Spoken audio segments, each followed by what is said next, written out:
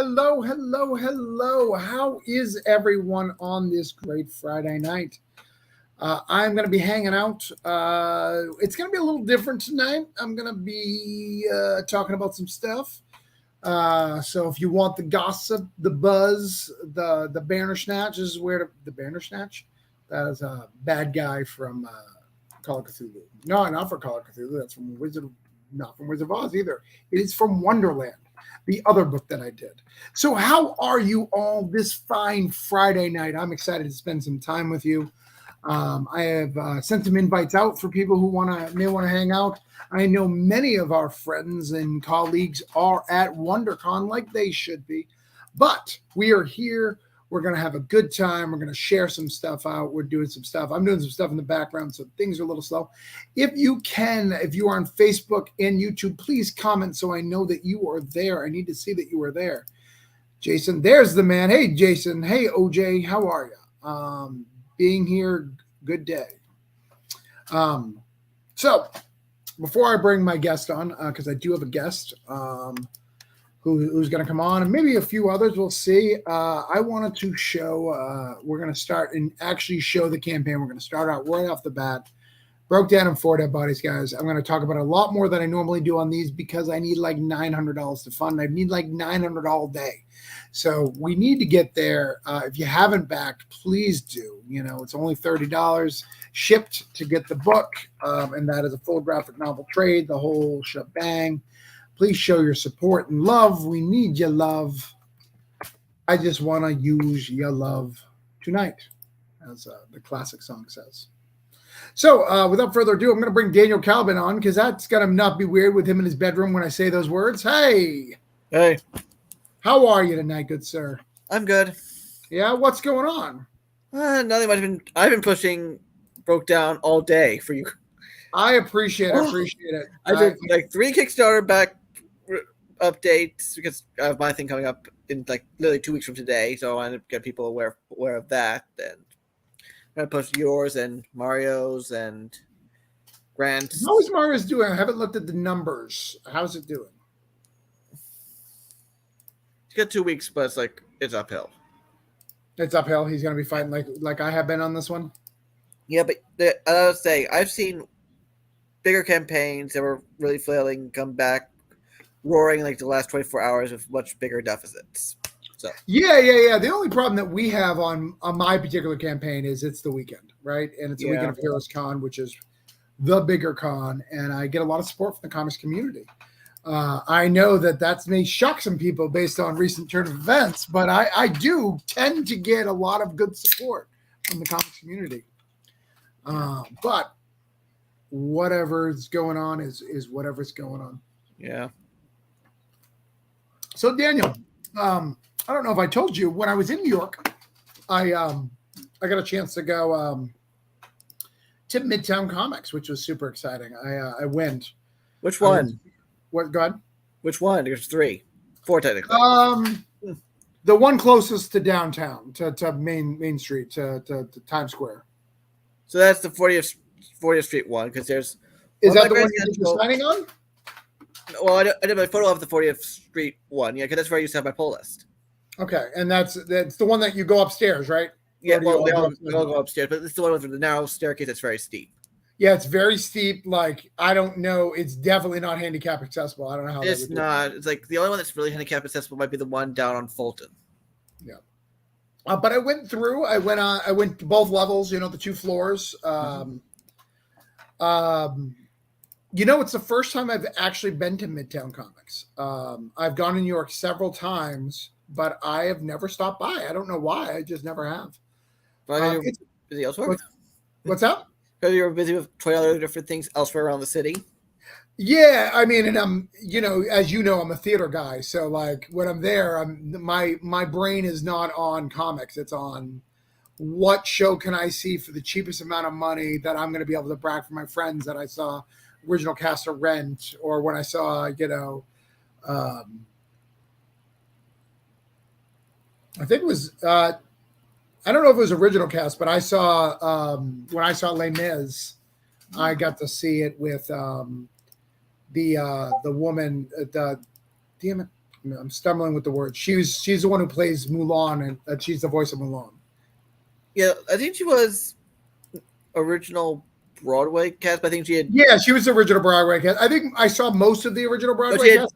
I think when they did the revival several years ago, she had graduated from Eponine to Fontaine. Yeah, I remember. Yeah, and she left. I think she left Les Mis to do what is it called?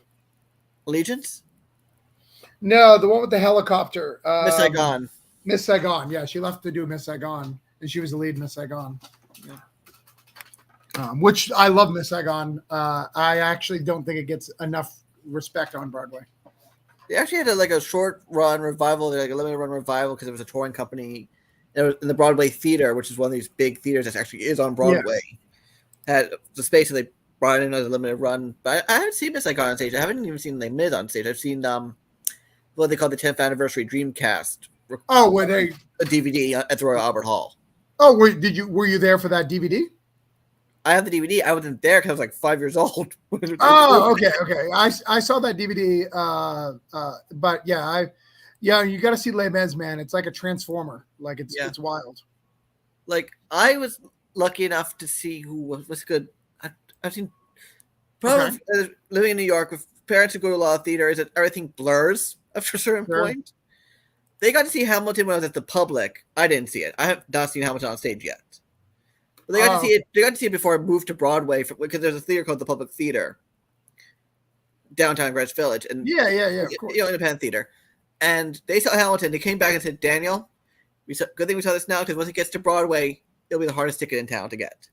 Yeah, and they were right. So they bragged to you that they saw something that they won't be able to see. Yeah.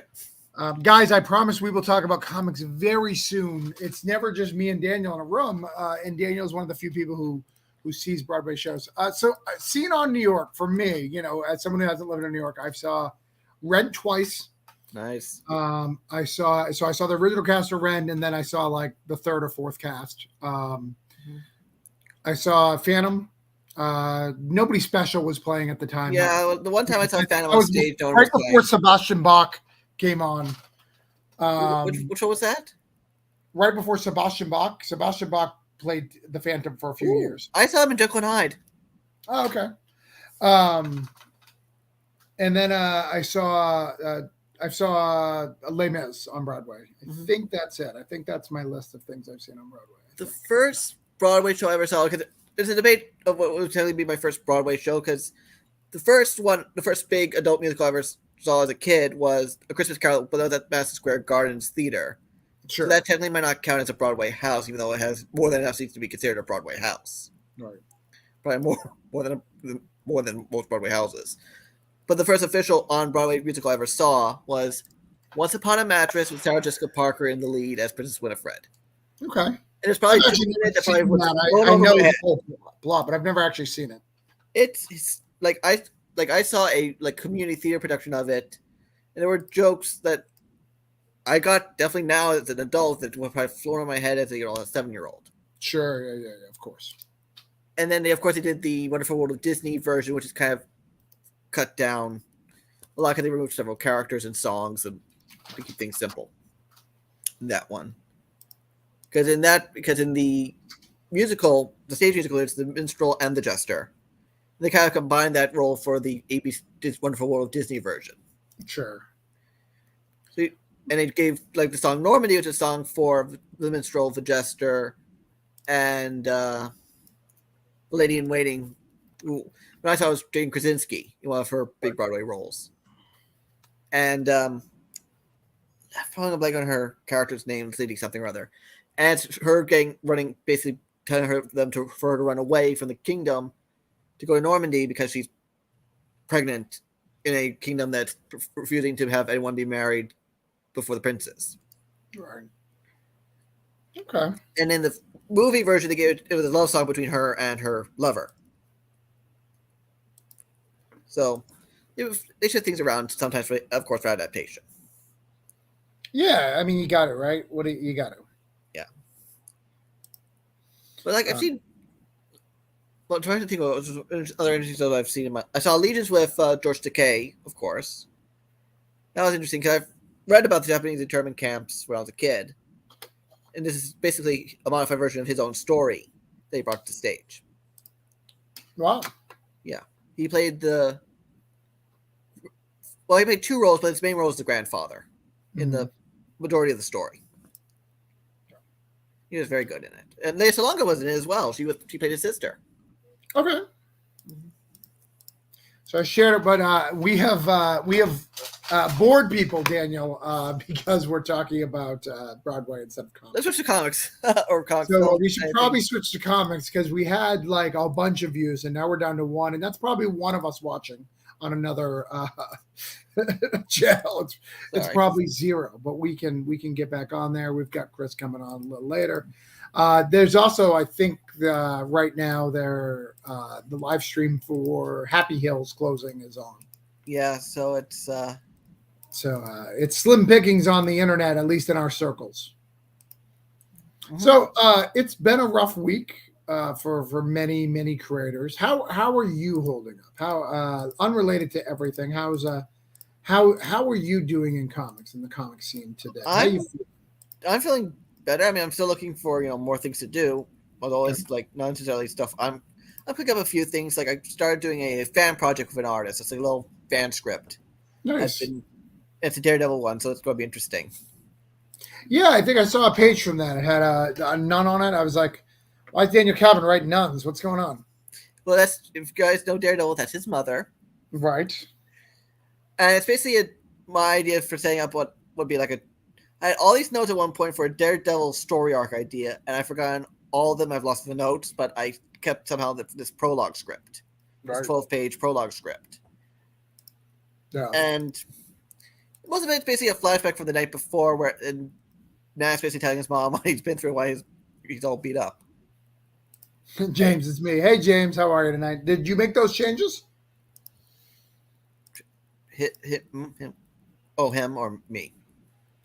James, whether or not James. Remember we talked to him and recommended some changes to him the other night? Oh, yeah. It was probably more me than you, but you were here. I was here. Yeah. Actually, like, I've had not such great sleep to the point where I slept for my alarm, and next thing I know, my dad's banging on the door this morning, like, it's 7:30, you're running late. I'm like, So do you go to an office building or does it run into the home or like a little bit? Well, during the majority for the first like 8 months of COVID, it was fully remote, and then we went to hybrid. Now we're all back in the office since it's 2023. So I go in, I wear the mask on the subway and everything, but I take it off when I get back into the office and everything, and because I'm normally in just one room by myself, but. Right. Yeah, it's tough, and I mean, COVID's not necessarily over, but it's no longer a threat, is what they're saying. Yeah, but like it's the subway. I'm not serious. Sure. Yeah, there's enough extra stuff. Exactly. It's actually probably nice to be on the subway and see people wearing masks. Like this is the best blessing. I'm now like one of the few people who do wear masks, so I'm freaking the hell out. It's like we just forget. We just memory hold like the last 3 years. Let's see what James says. Working on it. I made some. So Chris has some beef, I hear. Chris, what's your beef? I got some beef. Oh, I just assume when someone wants to talk to me, when you're like, I got to talk to you anyways, that it's beef. I mean, I could make some beef with you. I don't have any beef, Travis. I ain't gonna lie to you. Where's the beef, Chris? Where's the beef? Oh, good. You did fun to the joke. I'm not Arby's, man. I can't help you out. Was that a Wendy's? Actually, like, do you even like Arby's? Yes. Okay. How often do you eat at Arby's? Would you say? I only eat Arby's when I'm at work because it's right next to my school. So okay, maybe like so 2 times a week. So it's the convenience thing. So you don't really know if you like it. Oh no, I love it. Do you though? Yeah, I'm one of the only few people that will go in there and be like excited. See, every time I eat Arby's, I'm like, oh, this looks great. And then I'm like, And then the only thing that I really enjoy is the mozzarella sticks. But like, it's really hard to fuck up a mozzarella stick. Let's be honest. That's true. I agree with that. You can, but it's really hard. Like you had to try. Yeah. No, I don't know. Wait, where did I say that I had some beef with you? Was it No, in that no, you didn't post? say you had beef. You said I gotta talk to you anyway. So I just assumed. Oh man, no. I mean, I ain't got no. You're giving me a opportunity to join something with you. So I mean, I ain't got no beef with you. Yeah, I am excited. I am so excited to see some of those pages. The only negative of doing it this way is they'll probably be drawn in order. So, you know, you can't see like one of you two is going to wait. I don't remember who did the first one. Me. All right, so you're good. Devin can go F himself, huh? Yeah. You put me with like the wrong person.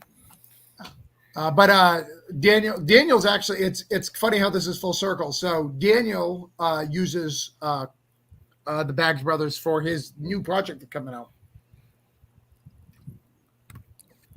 Which one's Daniel? Daniel's the guy right here. There you go. Much better look. Yeah, because you were like pointing in the other direction. It's only 2 people here. Why'd I ask that question? Yeah. I sent the invites out, but people are quiet right now. They're like, "Oh, come on," and then they're like, "Dude, I'm cool. Like I have stuff to do on Friday night, so I have to cry because they're too cool for me." No, it's been a very spicy week. So, it has been. Have you noticed that? You said you weren't involved. I didn't know if you noticed. I was not involved.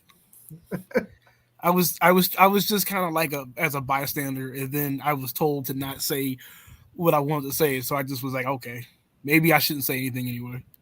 Who said you couldn't speak? Man, who didn't? Every time I tried it was like, oh no, that's not the right time. He's like, oh, maybe not do that. And I was like, I give up, man. I give up. Well, it was interesting. Yeah. Yeah, it was a rough week. Lots of people tried to get canceled, but I don't think anybody got canceled. I mean, people had punishments, but I don't think anybody got canceled, which I think in the end of the day is the best. Everybody should be able to create things.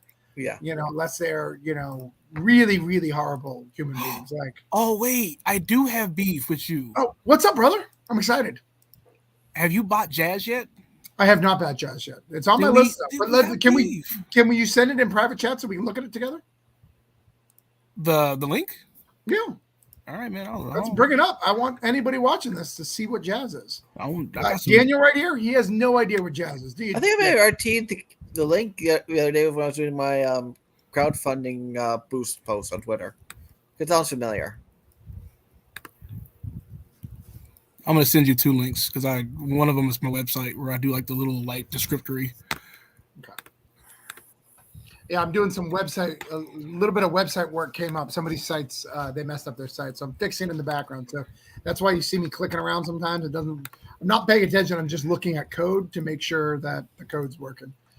Because I'm a smart guy and can do stuff like that. Whereas I would need to hire you eventually to do one for me because I don't know how to code. All right. Hey there, Travis. This is Brian Mennel. Sorry for the week win. Much love to you. Thanks for being on sport.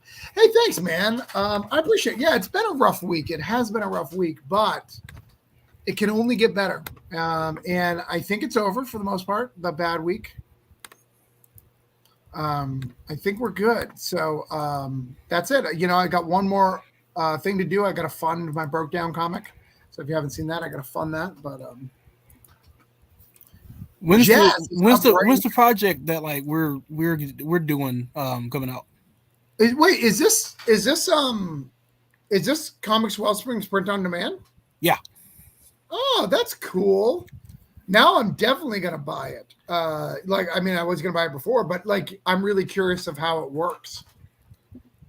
Yeah. So when that stock gets down, I have to physically put more in their warehouse. Do you have to send them to them, or do you have to just buy them so they can print them? Just buy it and then tell them like leave it there. Oh, that's cool. That's cool. I wish that they let you like show some pages though. Well, if the other link No, I that I know. put in there, yeah, I get it, but like, I wish they would let you do it. You know? yeah, no. I was kind of like mad about that as well because that works better than just having a cover than poof. But you make do with what you can. Right. Well, let's buy this real quick. Hold on. Let's buy this. I gotta take it off screen because I don't want people to see my credit card. I was hoping that maybe you could leave it up so I can get your credit card. Yeah. No, I've done it before. Were you here that night, Daniel, when I was like checking out and putting my credit card in? I was like, oh, gotta delete I this. remember that. Yeah, I was like, hey, whoa. I wouldn't have said nothing because I would have definitely been like all the Arby's I can get.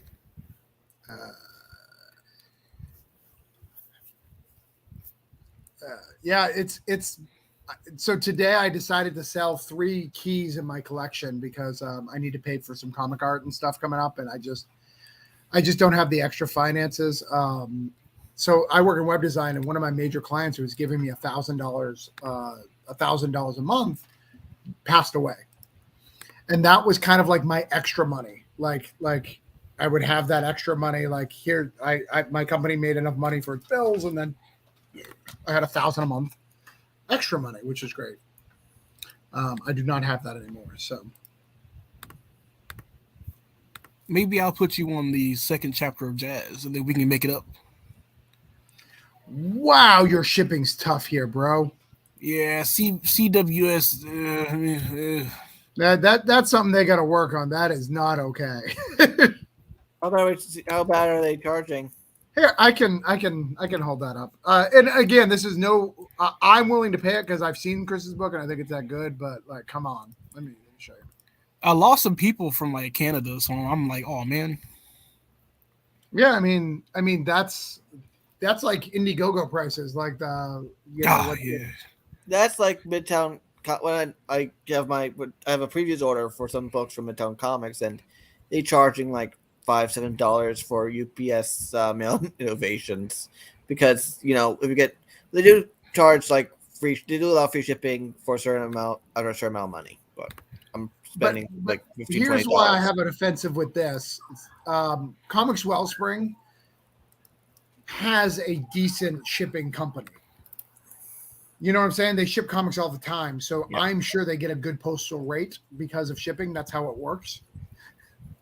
And they are not passing that on the consumer. No. They want the little.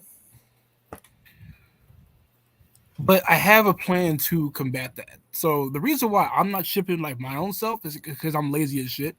Right, so, sure. What I'm hoping for is like enough people use this until they're like there's like more demand. Then it'll boost me to like ship myself. Right. But for like right now, I'm like, it's low entry and people are doing that whole I don't know who you are, even though I've been like around places. So buy it from here and then get me to ship from home, which will probably be cheaper. This is why I'm glad I'm having Bandit Bars take over American Dreams for printing and fulfillment. And even when I had my own little online store, it's like I can only really do the digital stuff because there's no guarantee I can have stock or time to ship or.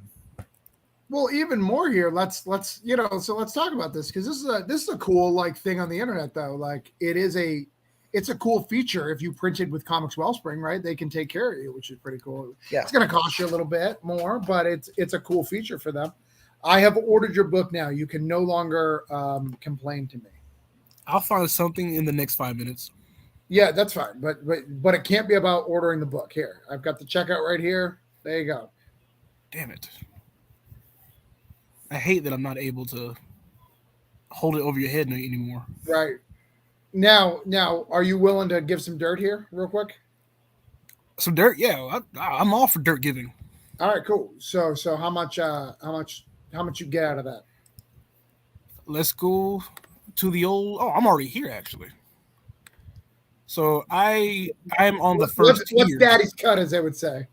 So I'm on the first tier. I pay $1 per month, which means that they take 10% from me. Okay, so they took 90 cents. Oh, are you asking me a math question? Daniel, I said the other day I counted up to 36, and it was 3 times 6. 3 times 6, and I was like 36, and he's like, no, 18. Oh, maybe it's not 10. So per $8 book, I am making 576, 577, 576. Yeah, 603 over here for some odd reason. Which is not bad, except for as you know, like it's tough, right? Like you've had to pay for the art, you've had to put out all that stuff. Yeah. Well, I'm like doing this coupled with like local sales, and that's kind of where I'm like making it even. Right. I actually have I have a bookstore to go to tomorrow to sell. I'm probably going to empty out this whole box. I was smart with the marketing. Right. Well, actually, they helped too, but I got posters up and everything, and apparently, a lot of people are gonna be there. Not a lot where it's like a whole like get in line people, but there's enough people there where I might or enough interest. Well, I'll have enough people to go ahead and buy the whole box out. So I'm a little bit excited. I need to fund the rest of chapter 1 because it's a very Travis Gibb chapter. What do you mean by that? So I retooled jazz on the low. My original audience that I thought I had last year, I don't have, and I decided to make comics for me and not for like anybody else. What? Yeah, I'm a different person than from like the last time that you may have seen me. So, all right. Do you hang with better crowds, better community people? Actually, I'm becoming more of a capitalist, so I'm gonna hang with nobody. All right. I need to make the money. No more friends, Travis. I need to make some cash. So, this very next chapter is gonna be something for me, and I know that me and you are almost the same people. So there might be some breast meat showing up, and I'm excited. I don't like breast meat. That's just too bad, Travis. But did you think I'm not into that stuff? It's too bad. Well, then you are now. I said what I said. Dang it. All right. Well, you've heard it here first, guys. I am into breast meat. The cash arc. I like that. That's honestly what it is. When I first got into this comic making community, I was so much of a like, let me just sit around people and like sponge up stuff, and then I realized I couldn't do that. And the people that I hung around, like I assumed that there was like a trickle down economic type thing going on, right. And there's not.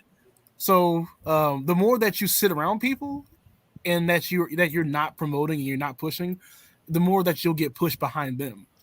So sure. I started kind of like pushing through people, and then I kind of was like, why even do that? So I just kind of like sat by myself on my own, and there's no one to push through. It's just me. So let's talk about that for a minute. Comics are such an interesting thing, right? Like, we're a community, but as this week proved, like we're only a community as much as someone agrees with you. Mm-hmm. Like regardless of whether you agree with stuff, like it's really easy to have that. What's up, nerds? We just had brunch. Well, what we're doing tonight, Neff, is we're trying to get. So I need your network, brother. I need $1,000 to fund Broke Down, or 900. So if you can share that up to your network, that'd be helpful. But there's people in comics who try to build community, and true community is like, okay, you have this skill, let me get you to people who have that skill. I only have 2 days left, F. We'll get there, but it's gonna be tough. Here, I'll share it in the thing, but I need your community, Neff. So what I've noticed is that when rookies or people who don't have a presence or don't have a big network, they tend to make sure that they only like really have around people who have skills that they don't have. You know what I'm saying? Mm-hmm. Like if I'm a writer, Danny's a writer, and Chris is a writer, I don't need you. You know what I'm saying? I need to hang out with artists. And unless one of you is selling better books than me, there's no reason to keep you around. I've noticed that like with rookies who try to build communities. Because I think it's kind of a selfish thing. Have you seen that? Have you guys seen that? Yeah, that was me. Yeah. No, Daniel, how about you? Oh yeah, go ahead. Sorry, I kind of blanked for a second. What was the question? The question was, some communities, there's some communities who are actually trying to like help people grow together, but a lot of communities, what they do is kind of build their own purpose. Like, all right, I'm a writer. Daniel's a writer. Chris is a writer. I don't need another writer unless that writer is better than me. Like he's a Pat Shand or a Charlie Chan. He's like, absolutely her. I need to only have artists, like, because artists help me. And then I need colorists. James Burton, I absolutely hate that. Yeah. Yeah, same. It's like I like being in groups where it's a little bit of everyone. It still ends up being a lot of writers, to be quite honest, but there's also some more artists coming in, so we get nice little communications about the different things. I suppose, but I'm also just like being around good characters. No, like I'm saying that this is what people who do stuff, and I don't even think it's a negative thing. I think unless you're someone like me who builds anthologies who have a reason to help other people, you know. But even that, it gets hard. I know Daniel. I know you were really hurt because I couldn't invite you into Cthulhu versus Neverland. Not hurt, but like, oh man, I really wish I had that opportunity. What did I do wrong? You know. Yeah. These things happen. I just try to build a big fan base and a new fan base, and you know what do you do? You know, and I'll make sure you're in the next one. But you know, I try to pull some people out, add some people in. There's a lot of people. I got over Daniel. Yeah. Well, as you point out, there's a lot less characters in the Neverland versus correct Oz and Wonderland. So. Is what it is. Believe it or not, there is actually one more character who hasn't been used yet, but I'm very close to asking a pro for the favor to do it because I really wanted to go to somebody big. Then he's like, "See, you still don't help me." No, it's understandable. It's just that we're like, yeah, that's fair. Yeah, it's so Alligator never got picked because. Alligator was given to Cullen Bunn, and then Cullen Bunn didn't use the friggin' alligator. Roland Man, I love how you invite a bunch of people to the anthologies. Yeah, I think that's my way to give back to the community, Roland. Like, you can do it. And what it helps, like if I wrote a backup story for Daniel's book, he now gets a little bit of my audience to help. Right. If I do a backup for Chris or Chris does that, we can then share audience and build an audience and grow as people. And that's what we should be doing as a community. Right. I actually still want to do that for like an American Dreams quote unquote secret files. Yeah. Just to help, just out my point of view of these characters, but build upon this at least that section of the Libertyverse and expand things. Because there's like I can't do all these stories by myself. I might want to have like a whole little jam band of things. It just costs money, right? And that's why anthologies are good. And it's easy for me to go, hey, I'll pay you on the back end because it's Wonderland and all that stuff. And it's like, all right, we're kind of all putting it in. But it's different, I think, if I said, do an anthology with my characters, right? Like they're like, you get everything. They can't really use it for anything else. Like in my anthologies, you can use it for stuff. It's hard to use it because of what it is, but you can use it if you had a digital thing or whatever, Yeah. You never can tell. It's like, but I also need to figure out what's my next steps after the new version of the trade comes out, because I have to figure out what do we do for volume 2, because the first 2 issues of the next arc are drawn. Right. It's going to be colored, lettered, covered, and I need to figure out what the heck my next steps. Yeah. And you don't have your sales for the last issue yet, do you? No, just for mostly one and some of 2, because that was the last quarter report. For that they reported from Diamond. Yeah, and they gave me a breakdown of the sales. So yeah, I meant orders. They used to actually have the sheet right here. Okay.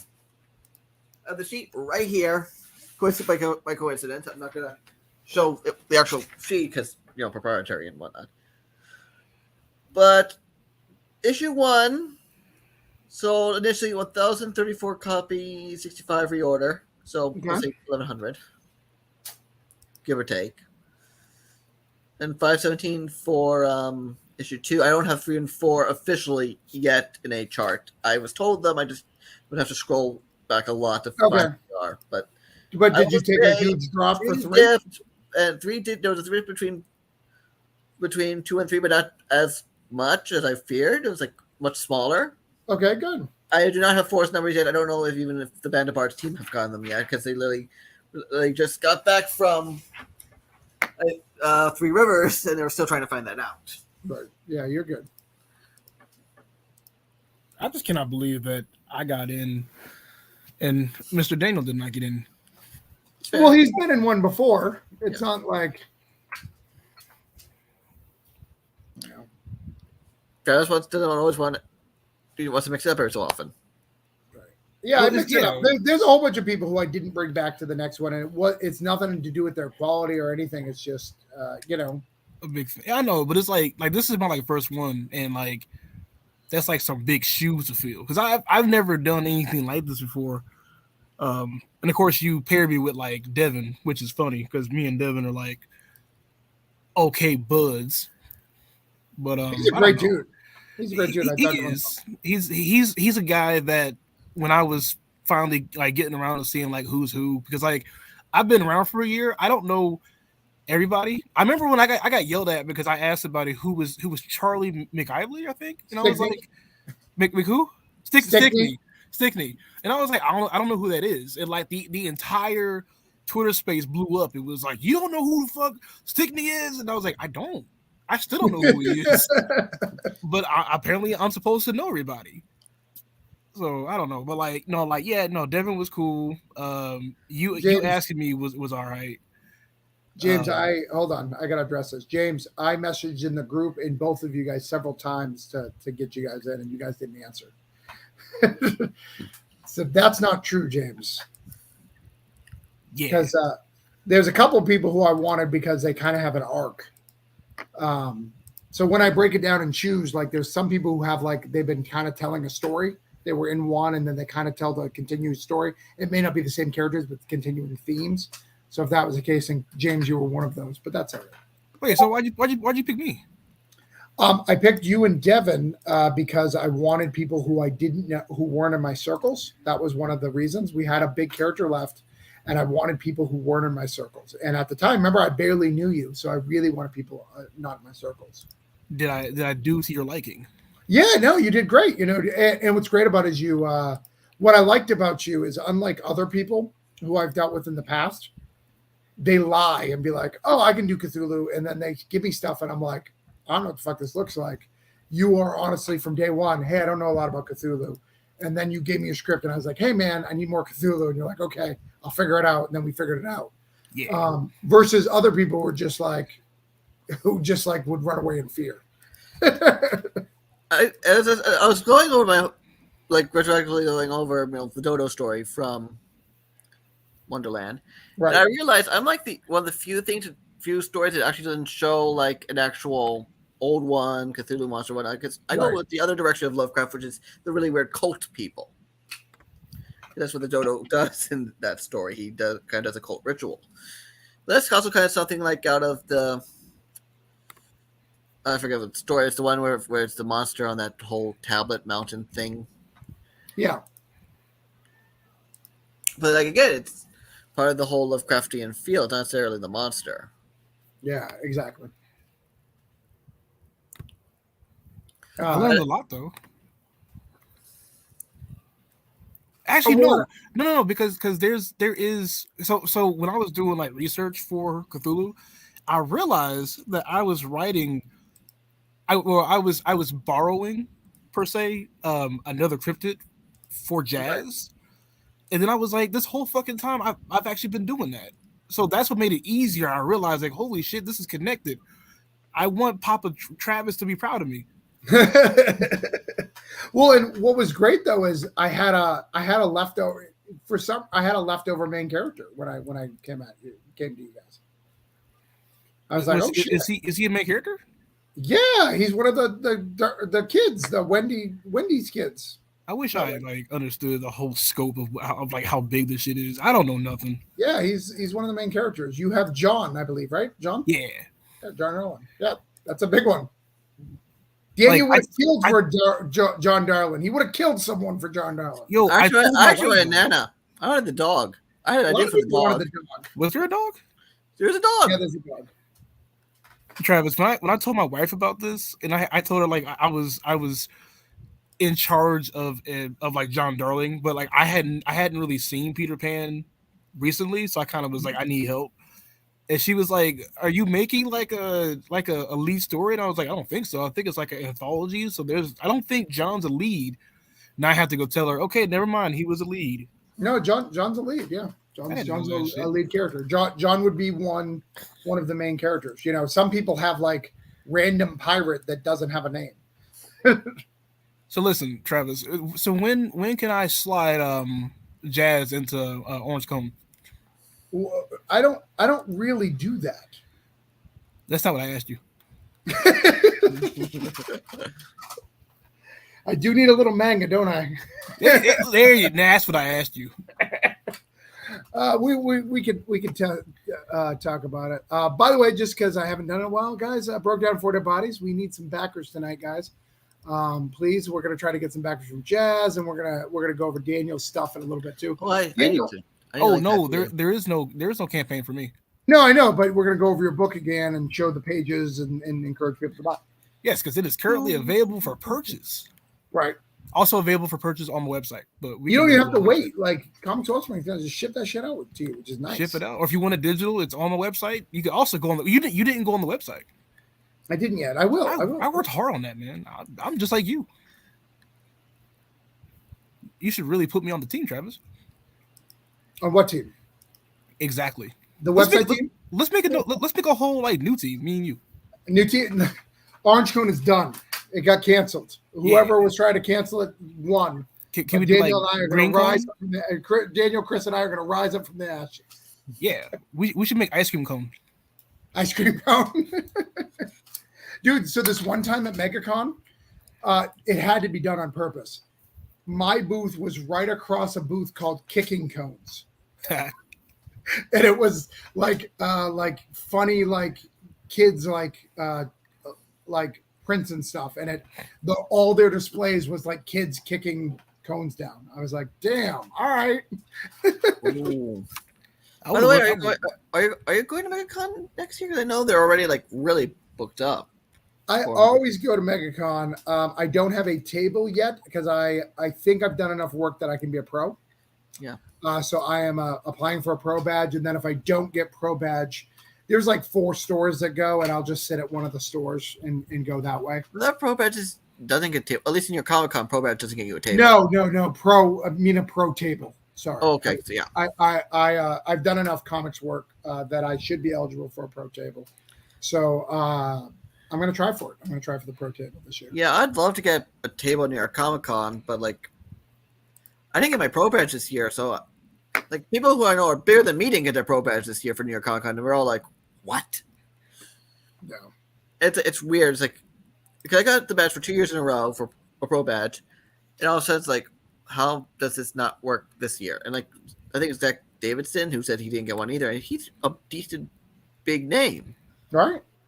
And he didn't get a New York Comic-Con pro badge. Wow. It makes no sense.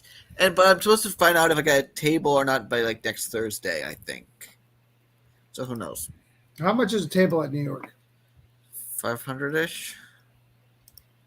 It's actually less than I expected. And 500 is not bad for you if you get to go home every night, right? Exactly. I save on most travel and hotel expenses. My dad could drive me in for setup and tear down, and I can take the subway in most days, and that's like $3. Right. I have a limited pass for work, so that'll work in my favor as hometown advantage. So Chris, you asked when we're going to be launching. So we're supposed to launch next month in July. With all the drama, I don't know if I'm going to launch in July. I may need a break in between. To be honest, like, though I seem really chill tonight and versus the last time. Did you catch my last stream, Chris? No, because you never told me about it. Oh, I posted it on the internet. So I had to call somebody out, a mutual of ours. I We have didn't. mutuals. I didn't call them out by name, but I called them out. I was almost canceled. There's that word again. You're right. There's that word again, right? I don't think you guys are getting canceled. Left and right, bro. Left and right. But during that video, like I realized that I may need a break before I can do a full on thing. So it'd still be in maybe just early August instead of July.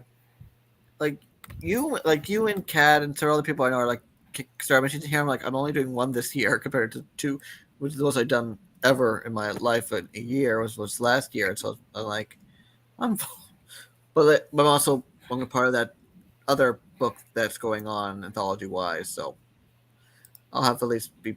And I had another anthology I was part of earlier this year, so that might, if you count part, it still adds up to two. Right. Yeah. Well, and you have this Kickstarter, and then you have another. Or is Night Raft next, or you're gonna? I need to figure it out because all these things are kind of partially done, but I need to figure out how I want to do it because I need to again talk next stages of American Dreams with Right. the BOB team, so that might make me push things ahead that way. Could have the two issues drawn, or I got a couple other things being cooked. Because Nyraf, I'm waiting on my artist to literally graduate high school because he's just this wunderkind, but like he's like Daniel, I'm sorry I can't work on the book because school's dragging me down. I'm like, that's fine. Well, I wonder. But I do have this Western I'm working on.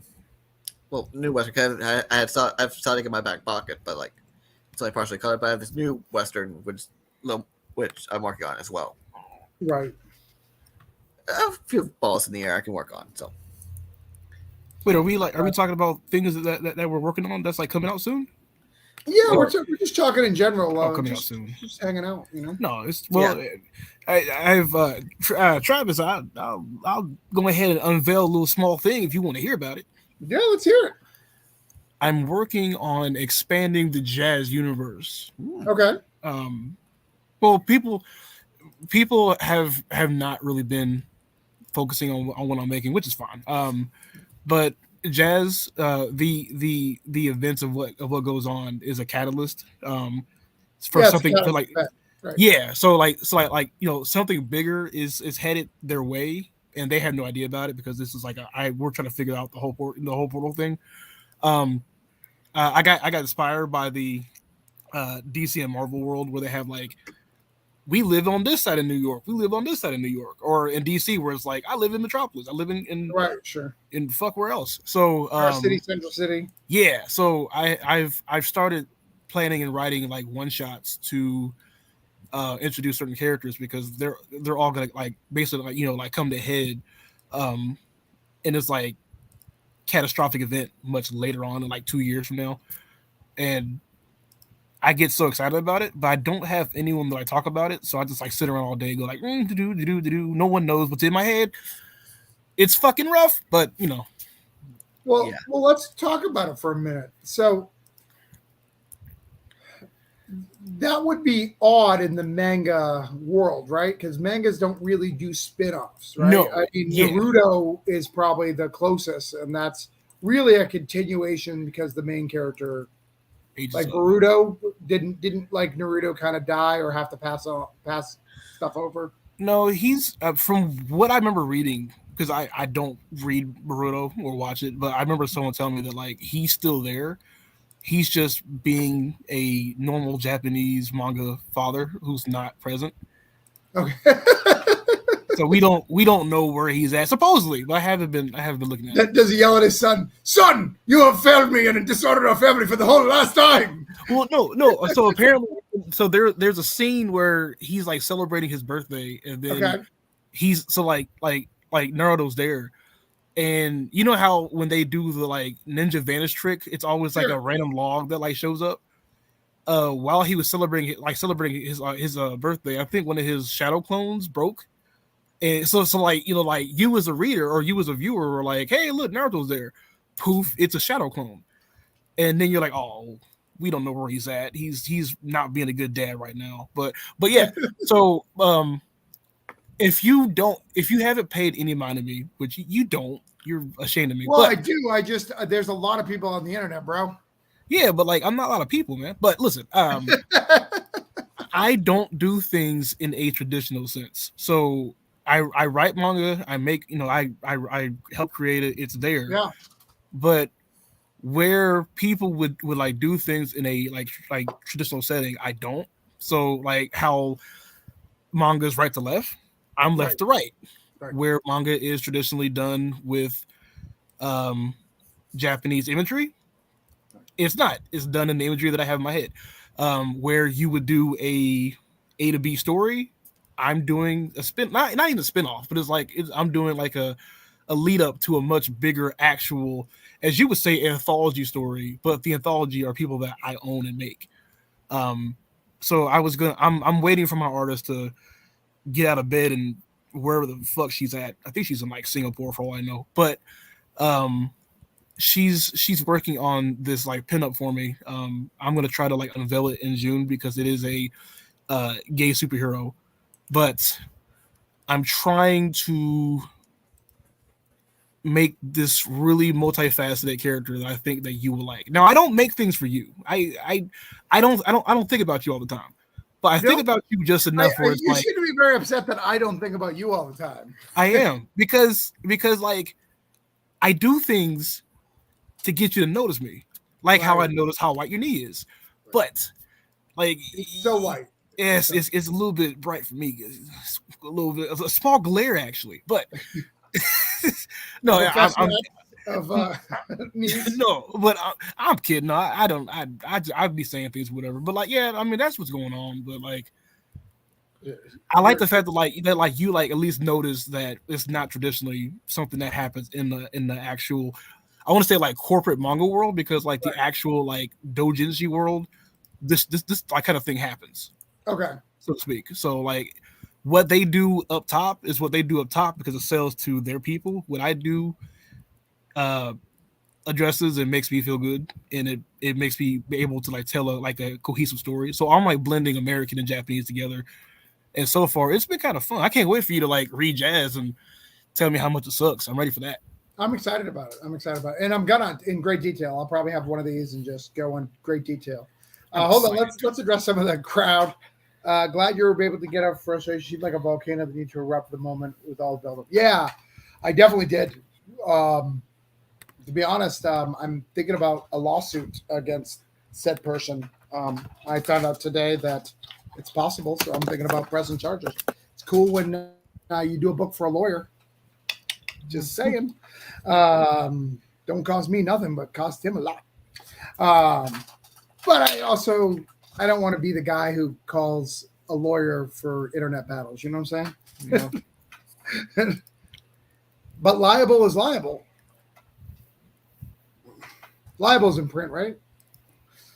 Liable is print. You're right. Lender's vocal. Right.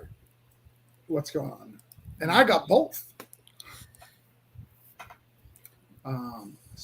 But it is what it is. Well, that's cool. So you want to do the first one. Are they going to be the same length, or are they going to be more traditional comic, like 20 pages, 24 pages? What are you doing?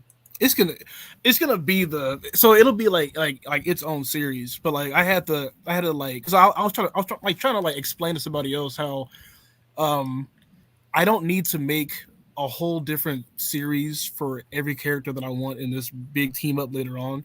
I could do like one shot or do like a small 3 series one shot. It's kind of like how like Hawkeye in the Marvel movies, like he was just there and then he ended up on the Avengers. Like he didn't have his own movie. He was just there for the ride. Right. Like that's what I kind of want to do. And so like, most of my friends who all write manga are like, no, you need to do a 12, 24 book arc on this character. And I was like, no, you need to kiss my ass because that shit costs too much money. I just want to do like one book and then boom, they're there and they call it a day. Like you will see them come to head much later. Right. But that's like this is like so in the future. I'm like, it's not even like coming out soon. But at least the other the one of them's coming out sooner. If I like once I finish chapter 2, then I'll like take a break and do this like quick one shot, and then I'll go back to doing Jazz Chapter 3. Right. And what's the page counts again of Jazz? I know it's Chapter 0 because it's like a introductory, like toss you into what's going on, like ongoing. Yeah. That one is 50 pages, but going forward there'll be 20. Okay. Does manga have a different set of rules compared to yes and no. As far as how they do action, manga is very visual. So if you're not doing more action, then you're breaking away from that not title style, because manga has like seinen, josei, shoujo, and they're all like age groups, and depending on how much action you do depicts which one that it is, or the set of action versus what the actual story is. So but yeah, like manga goes from chapters 1 to the very end, and there's no actual jump offs, where in American comics you could do Spider-Man 14 through 16, jump off 16, go to Avengers 12, go from 12 to 18, and then you go back to Spider-Man 17, which is the next, like that kind of thing is something that like barely happens never happens in manga. But I'm super not traditional in what I do, so I'll do it because who's gonna stop me? Sure. Rules fucking suck. I mean, I've been debating after arc 2 or 3, just doing like a one shot, like a exercise one shot. We're doing some one shots with some of the side characters. Because I was thinking of talking with Marcus Jimenez the other day, and we just spitballed like a Houdini idea for like a one shot. No, the one shots are fucking awesome. Like I wish that I had somebody in my corner to like tell me that earlier last year, because I probably would not have done what I was doing and trying to run behind people so damn much. I need to jump on a hangout soon. I'll be part of it. You're more than welcome right now if you'd like. If you're not doing anything, more than welcome, Philip. I'm finally running my own campaign this year. That's awesome, man. Jack. Oh, wow. Didn't know all of that. I enjoyed both mediums, how things are supposed to go. Interesting approach, but good to know that it compared to others. Yeah, there's no rules for any of these things, really. Like, there's no hard and fast rules. I think people think there are. The only rules is page turns, and making sure you don't have double page spreads on odd, even pages. Yeah. Oh yeah, I just thought about that. I'm like, no, even pages. There you go. Yeah. No, it's whatever. Dude, I see it in the mainstream. I picked up a book the other day, and I was like, oh, this is a double page spread that they messed up. Wow, that's awesome. Is it from You're the back? a mainstream company, and you don't even know what you're doing. Isn't 2-page spread supposed to be two? It was like it's 1, 2, 3 would be the double page spread. It's like one page. Yeah. So it should be on even to an odd. So correct. I wish Travis would. So even odd, yes. Yeah. I am thinking because it's hard to like work with somebody else and then put them on your like ongoing IP, because you have to vet people. But I want to work with people, but I also don't want someone to come in and not understand. And then because with me, I don't teach well. I work in education. I could teach a standard that somebody else gives me, but when I teach my own standard, it's rough. So I want to get somebody else to get on this with me, at least for like a couple of issues, because some of the writing I don't believe is transferring from the head to the person. But then like when people read it, they're like, "Oh, I love it," and I'm like, "Okay, well, never mind then." I was worried about for nothing, but I do want to grab somebody else. I'm hoping that maybe Devin's available. No, Devin is available. I'm hoping that like Travis is available. Right. No, busy. Travis, oh man, god damn it, dude, you were busy the entire time I was working on the fucking Cthulhu, man. It was scary. Oh, you don't even know. Like, I right now have 4 scripts for people who want to pay me, and I don't have time to write it. So those are other publishers that I'm doing stuff. I don't need to post about it every 3 seconds. I don't need to brag about it because it just upsets people. But I've got some work that I've got to do, and then I've got friggin' my own work. I've got to do scripts for my own work. I haven't done a bunch of things. Even my Cthulhu is kind of done. I did it the Marvel style. Do you know the Marvel method, Chris? No. So the Marvel method is you write the plot out, what you want to happen, and then the person goes ahead and draw it, and then you add the dialogue after. So I wrote like a one sheet of what I wanted done, but there's no dialogue, and now I have to go in and add the dialogue to it. Oh, I did Yeah. that with Nyrath. Kind of. I did a page by page breakdown. Oh, okay. Instead of Wait. plot thing, I did page by page, and then Gabe drew it, and I went back and did a dialogue pass. so I think what's the only full what's script the right pros and now. cons to that? Hmm? What's the pros and cons of doing that? The pros is speed. It allowed me to do things faster. It was curated by Stan Lee. Stan Lee did it because he was writing so many comics at Marvel. He didn't have time to do it all, so he would just give those breakdowns, and then he would add the dialogue later. The other pro of it, which is kind of cool, is you can flow dialogue a little bit better sometimes because your dialogue's based on what you see on the panel, not you envisioning the panel. You don't have to go a lot of back and forth because you're like, all right, this is what the panel looks like, you know? The negative is if you want certain beats to look a certain way, you don't get that option if you're doing the Marvel method. Yeah. Oh man, I might try that. It's fun. I've done it a couple of times. I'd be scared to do it on a full one, but I wouldn't mind doing it on a small one. You know. Like I was about to say, the only full script right now for Night Wrath is issue 4, and that's because I was taking a short script and I just expanded it. So I already had the most of the underlying structure. I just had to add a couple pages here and there. Yeah, let's go to you, Daniel, for a second to talk about. Here's what I would do is if I was you. Now you have, after this new Kickstarter, you have 3 separate IPs. You know you can't get to Night Wrath for a while, but you know that that's your most profitable IP. So far, yes. Interest in it is way higher than American Dreams, and I'm gonna guess even this Rook thing. I'm not trying to talk down to it or anything. Like big monster superheroes tend to do better than father and son teams, except False. for Batman. Yeah. False. Double false. What's up? Double false. Triple false. All right, what you got? I am the superhero big monster genre. I am also on the floor. It doesn't work.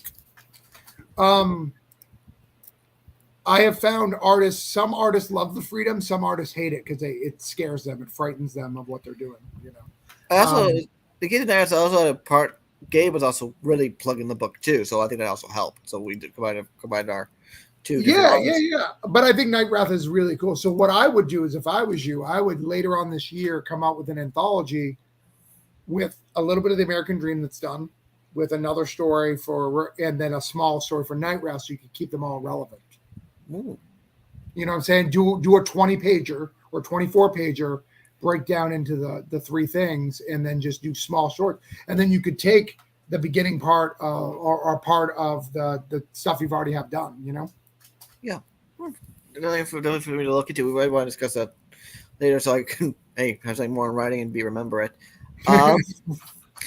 What else? But like it's like also got I think I got a few things up in the air. I also got a couple of things moving along line for later in the timeline release, but I just getting the jump on versus waiting around because I want to get a jump on more on the next on like our first kind of big crossover.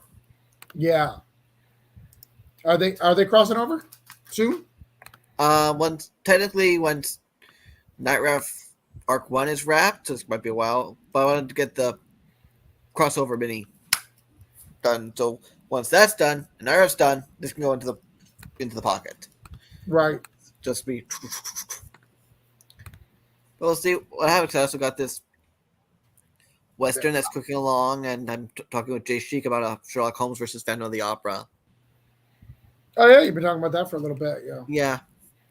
And it's not like the conventional, which is basically just drop Holmes in the middle of the actual novel. This is more of a sequel to Phantom. Okay. Which is funny because it's like what part of my inspiration for it is like I'm going to show Andrew Lloyd Webber how you really do a sequel to Phantom of the Opera. Because Love Never Dies sucks. Yeah, I never saw it. I did know that, but Andrew Lloyd Webber, he teamed up with Jim Steinman for that one. Really? Because he I used think his so. Let me check. Phantom Let of me the check. Opera There's partners. something that Whistle Down the Wind. Whistle Down the Wind was him and Steinman. No, but I think he did both. Hold on. Sorry, we're getting theater geeky again for a second. I actually saw a Jim Steinman musical based around Bat Out of Hell a couple years. Yeah. That's that. Heather my wife keeps trying to get me to go to that. We just we had tickets and it didn't work. Yeah, I guess I never saw Love Never Dies. I guess it was broadcast at PBS once. I couldn't even make it for Act 1. So Chris, the Phantom has a great song and it's all downhill. Right. Well, they done like certain plot beats and whatnot, but it's funny because I also have Raul and Christine having a kid. So in Love Never Dies, spoiler, because no one else is going to watch this with us. But do you mind if I do the spoiler? Sure.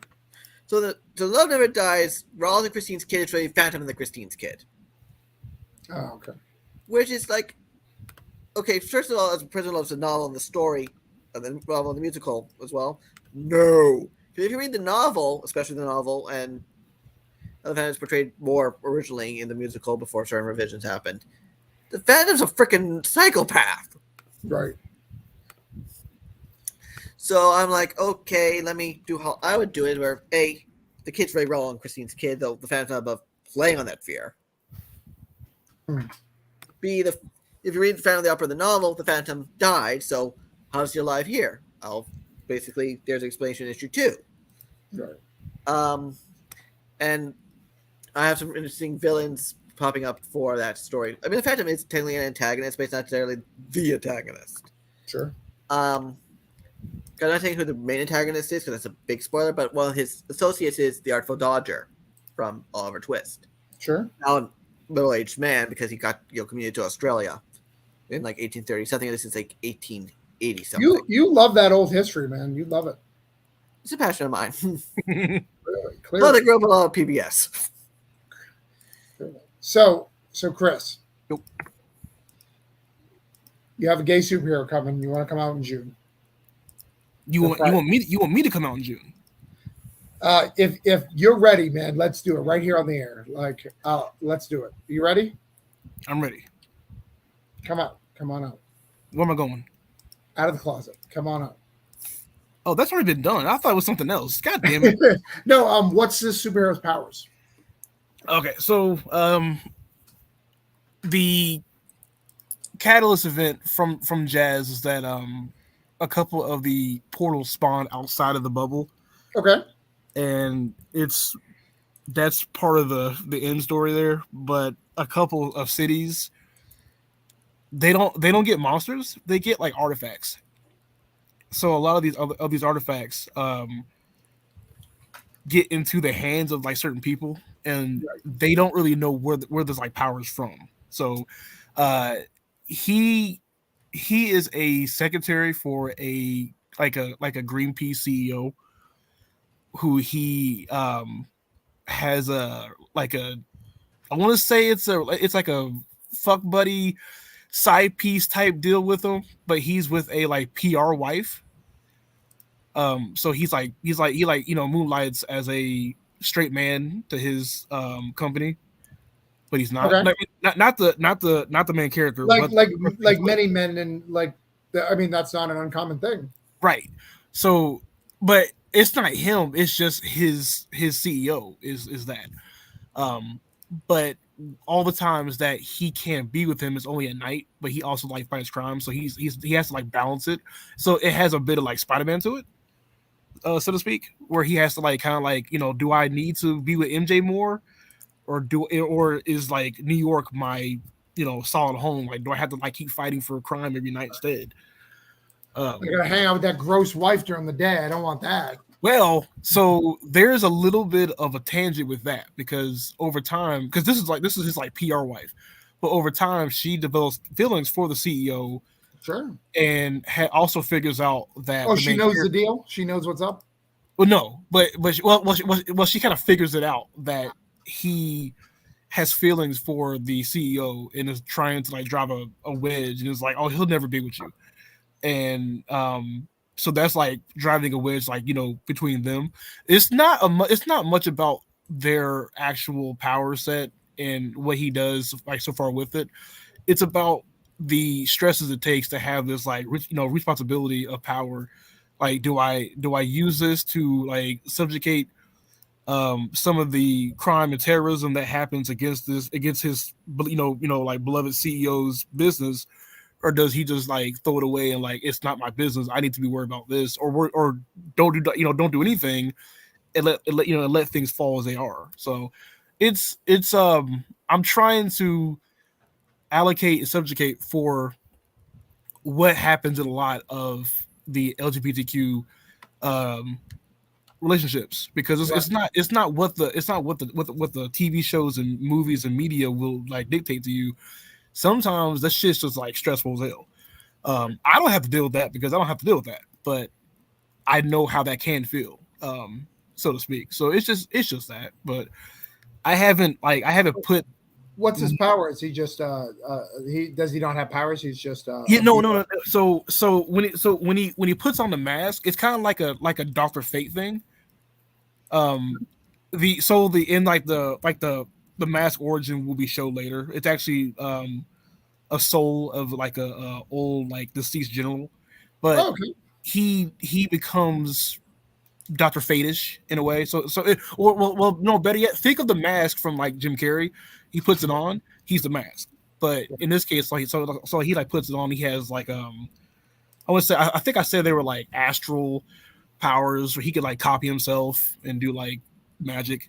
It's not nothing groundbreaking. I'm kind of like I just need him to have something that he needs to use for a much later series. So we're trying to cook for later. So this is more like a crock pot story. Well, I mean, I will tell you that most. So here's something I'm just going to give you a little bit of advice and take it or leave it. One of the things that indie comics do is very similar to you. Is they get so excited about their universe that they want to go on little tangents. Okay, which is fine. I don't think there's anything wrong about it. But the best way to do that, if you can, is let the fans decide. So if you have a book and your fans are gravitating to a character, make sure they get extra stuff or spin-off. You know what I'm saying? Right. Somebody mentioned a page turn earlier. Actually, it was Jack's Axe. I have a couple page turns that I want to show you. All right, we'll look at your stuff, but all right, we'll do it. I haven't even looked at Daniel's yet, so hold on. Let's go around. Let's get Daniel's, and then I want to show this review of mine, and then we'll get to your book. Okay? Which one's good? Yeah. I'm here till the next. No, Daniel said I'm right here. I'm kidding. Right, Daniel, let's look at yours real quick. Then I want to do the review because I really need some money for Broke Down, Chris. No offense. Need some what? Broke Down is broke. It needs some money. So Daniel, tell them what this is, why they need to follow. You got a good following right there, 169. Yeah, I had to do the Backer Kit email blast. It helped. Oh yeah, that's a great idea. Yeah, and I've also did a Kickstarter thing earlier that helped. So basically, it's about a father-son vigilante team. Brooke's the dad, I's the kid. In New York, they're waging a pretty brutal war on crime. If you can see some of the, I think you can see on Twitter some of the opening pages. It's somewhat brutal, but they're starting to come apart as a team and as a family. And it didn't have this new strange drug starting to hit the streets, so that's going to have some pretty big ramifications. And again, it's an expansion of the Libertyverse, like Nightmare is an expansion of the Libertyverse. So eventually they all tie together, but we'll see how it goes. I think this is gonna be more of a limited series of 3 or 4 issues. Okay, yeah, that's what I'm gonna ask. So you don't know the number, yes, but it'll be a few issues. It's around 3 or 4. I think this was gonna be more of a finite series compared to American Dreams and Nightmare. But they'll continue being characters in the universe. And also, the funny thing about introducing other characters in this universe that I want to introduce, because I can't do that in American Dreams because that's all the way in the past. So this way, I can bring some of that new characters into the present, and you can meet them sooner. Let's show a couple of these. Are these showing? There we go. That's the full cover. Yep, that's the cover A. That's the cover B by Vasco. That's Lockhort's cover C. Well, let's see what else you got here. I think C is pretty good. It's a good page. Mm-hmm. You're gonna just scroll back a lot for the preview. Well, I'm not going too much for it, right? Oh, there it is. There's the All right, there you go. yeah. Yeah, here's some stuff.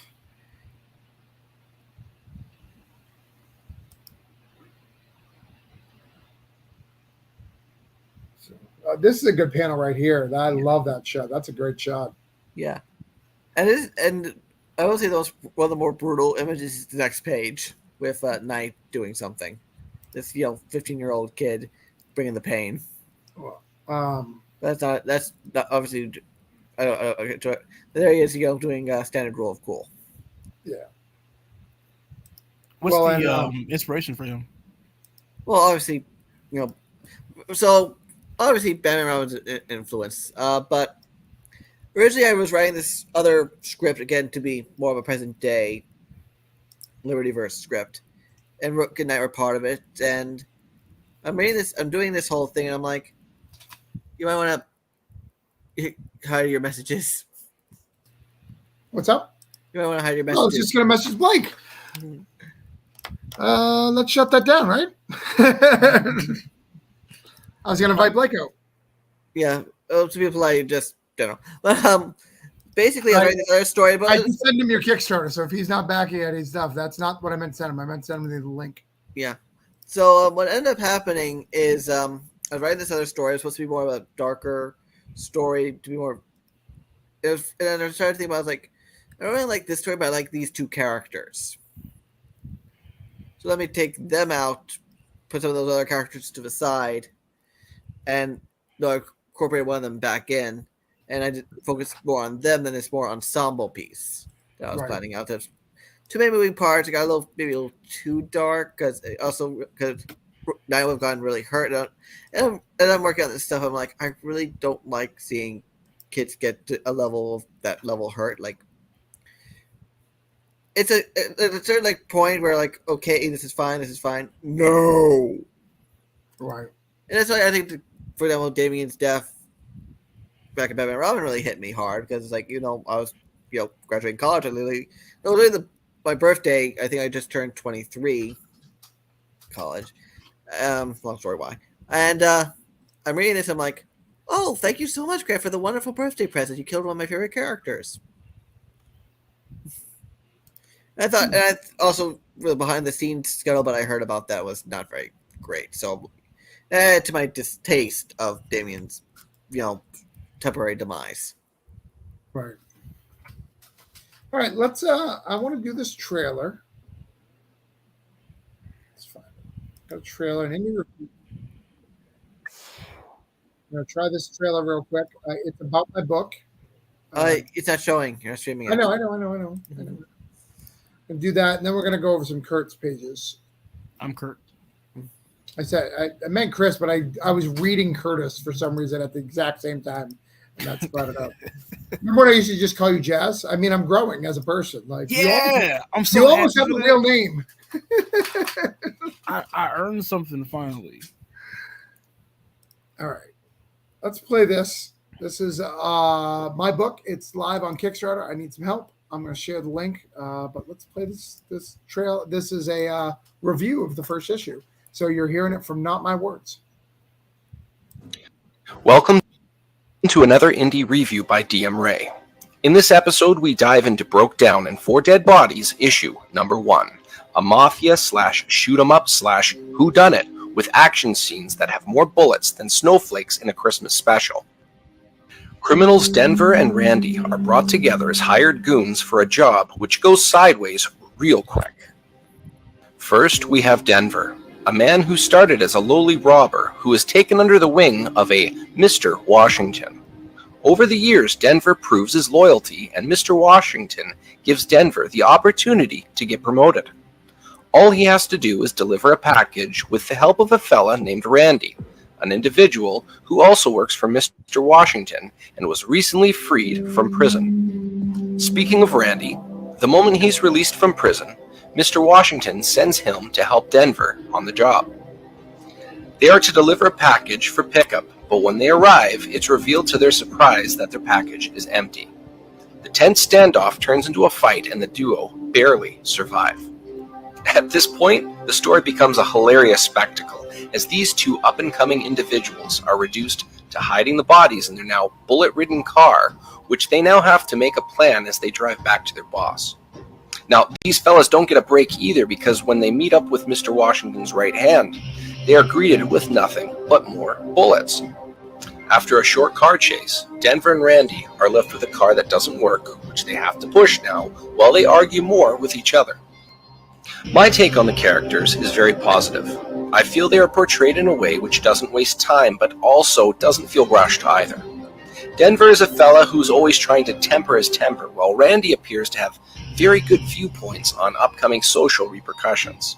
They have an excellent buddy cop relationship developing. Also worth noting is the way Mr. Washington is used so sparingly in the back half of the issue. By the end, I have no idea if he has anything to do with the unlucky scenario the duo are in. One last dynamic worth noting is how well the storyteller is able to jump back and forth between times without generating confusion. This is not an easy thing to pull off. All in all, I enjoyed this one a lot. Great action, minor comedy, and dynamics established which want me to read the next issue. Congrats to Travis Gibb for an excellent starting point for a story. Peace. Thoughts, comments, concerns? Sounds good to me. Well, you're an already backer. Did you read any of that broke down prior? I believe I've read them digitally in the past, yeah. Okay. Just curious. Neff had a question for you, and Chris is muted. No, I'm not. Well, you were. I was. I can't lie to you. Well, is that the promo beta? Is that the backer kit for crowdfunding thing? Well, they do have this thing for creators called Backer Kit Launch. Something to do the landing page, but something for a little money, they can do an email blast. Yeah, Backer Kit launches. If you've got a few campaigns, it is a lifesaver, and it really helps you get to where you need to go. Really helps you. And with my Substack being much smaller than my Twitter or Facebook reach, it's not the greatest way for me to do it, but be able to message like nearly 900 past backers, small miracle. No, it's good, and how I knew it worked is the first time I did it, I had a bunch of people who a couple people be like, "I told you to take me off my list." I was like, "Oh look, it just messages people randomly. I didn't choose. Look at that. I remember you." Because there's always that one, right? Always that one. I haven't had that yet, but I had one person unsubscribe, I think, on here, like randomly, like one unsubscription.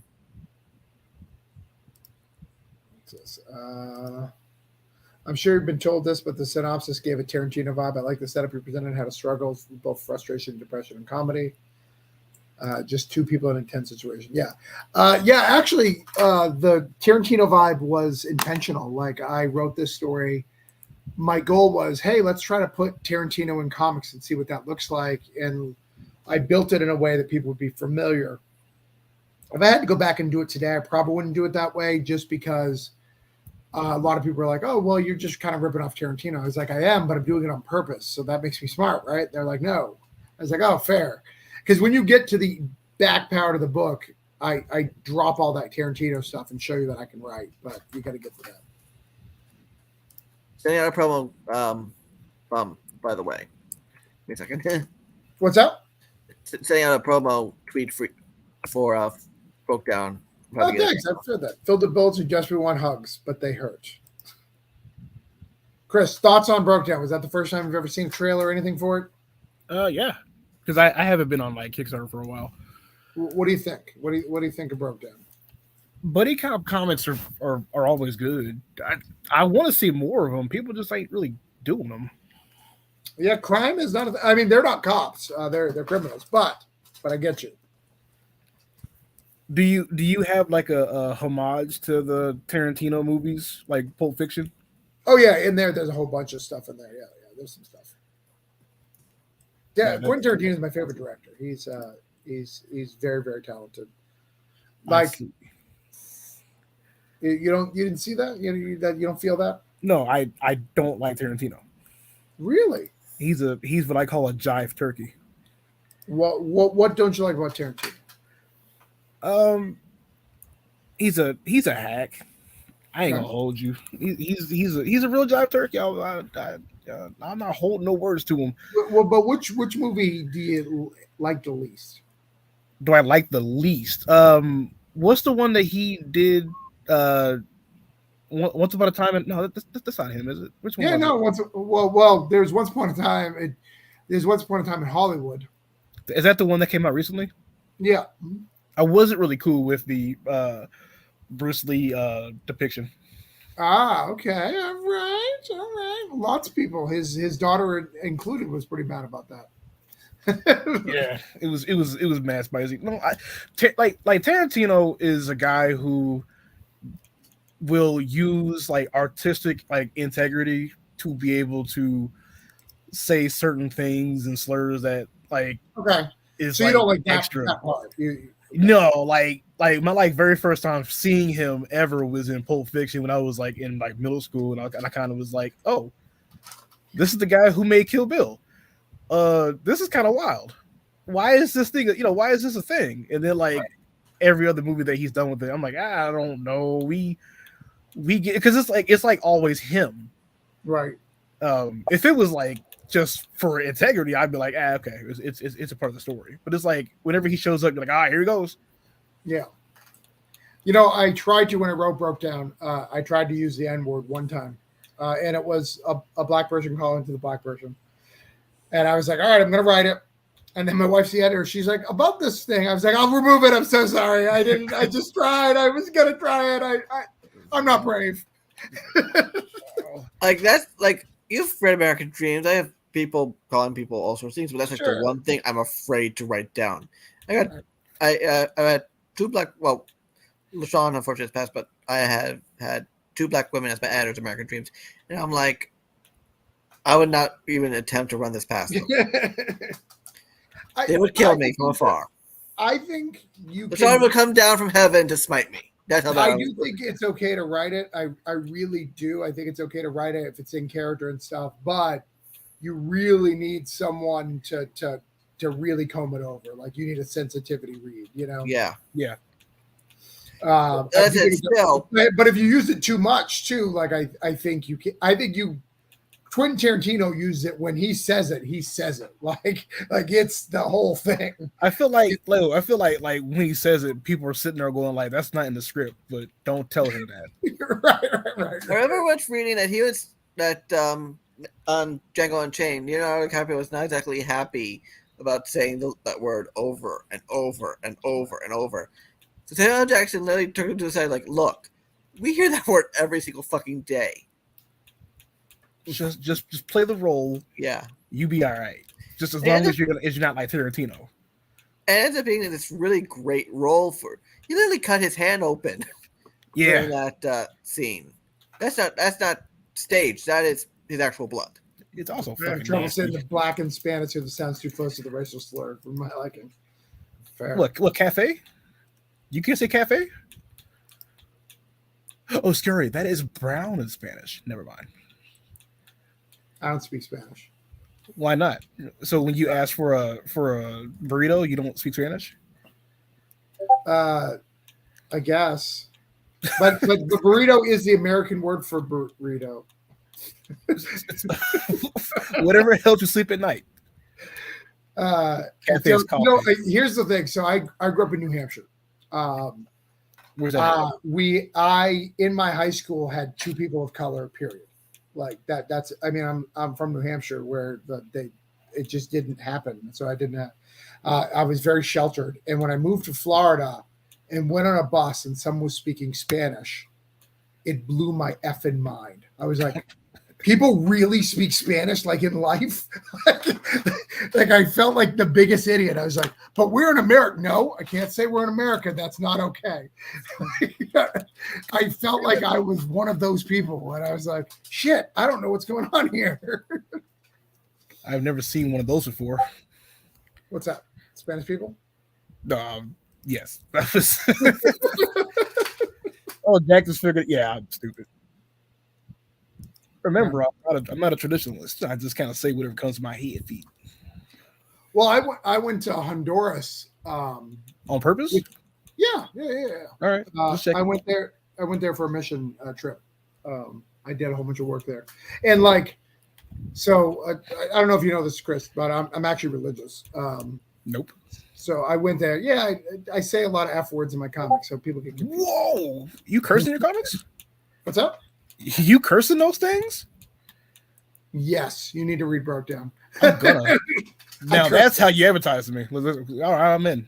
Yeah, guns, violence, and F words. That's what my books are all about. If I can remember what my password is to Kickstarter, I'll do it. Guns, violence, and F words. So, anyways, yeah, dude, I curse a lot. Anyways, going forward, when I was in Honduras, like I didn't speak a lick of Spanish. And it was so funny because I tried to sing one of my favorite movies, Desperado. How do you feel about Robert Rodriguez? Robert, he's dope. Yeah. I tried to sing the song from Desperado to them, and they were like, you said a lot of bad words. You should probably not sing it again. Why are you guys laughing? I said caca. Was that a joke? Jack's axe will tell you in like 4 minutes what caca is. No, I was like, got a good guitar, got a capuchon, no capuchon. They're like, yeah, you can't say those words. I was like, what are you saying? I'm just singing the song. They're like, that's not, we know the song, that ain't the song. It's like in Book of Mormon. I said, leave to Heavenly Father. Oh no, I said 47 times. At least they like told you, because otherwise they would have to like let you like keep going. Well, and it's funny, you know, Honduras being you know, the murder capital of the world. I need you to read. Right. I've never been pulled aside and said, "Oh, this is the murder capital of the world, but you're okay because you're American." And I was like, "What?" Like most countries want to kill Americans, yes, but Americans like come down here and try to solve it, and we don't like that. So like Americans are pretty good. I was like, that doesn't make me feel welcome. That doesn't help. It's just like the status quo. You'll be all right. Yeah, exactly. They'll be like, you'll be all right. Yeah, we don't want to deal with the FBI and all the bullshit. So you're all right. But it was really cool. One of the cool things about being there, I was there. I set up a fake internet for them because they didn't have internet. What's a fake internet? Yeah, so it's a fake. It was basically like Encyclopedia Britannica, but it run through Internet Explorer so they could learn how to use the internet and search for things. Because if they learn that, these were all female. If they learn that, they could get paid more. Fake internet is funny. I didn't realize how stupid I was. Like, few things I learned on this trip. One, coffee, when it's all swelled up, looks like regular coffee beans. That is not what they pick. They pick the red cherries. Didn't know that. So I picked a bunch of bad coffee, and they got mad at me. Yeah. Two, I'm not an engineer. Thank God I brought an engineer to help me with this so I set up this fake internet. I created a whole thing. And basically it's like Outlook. They could send emails to each other, the whole thing.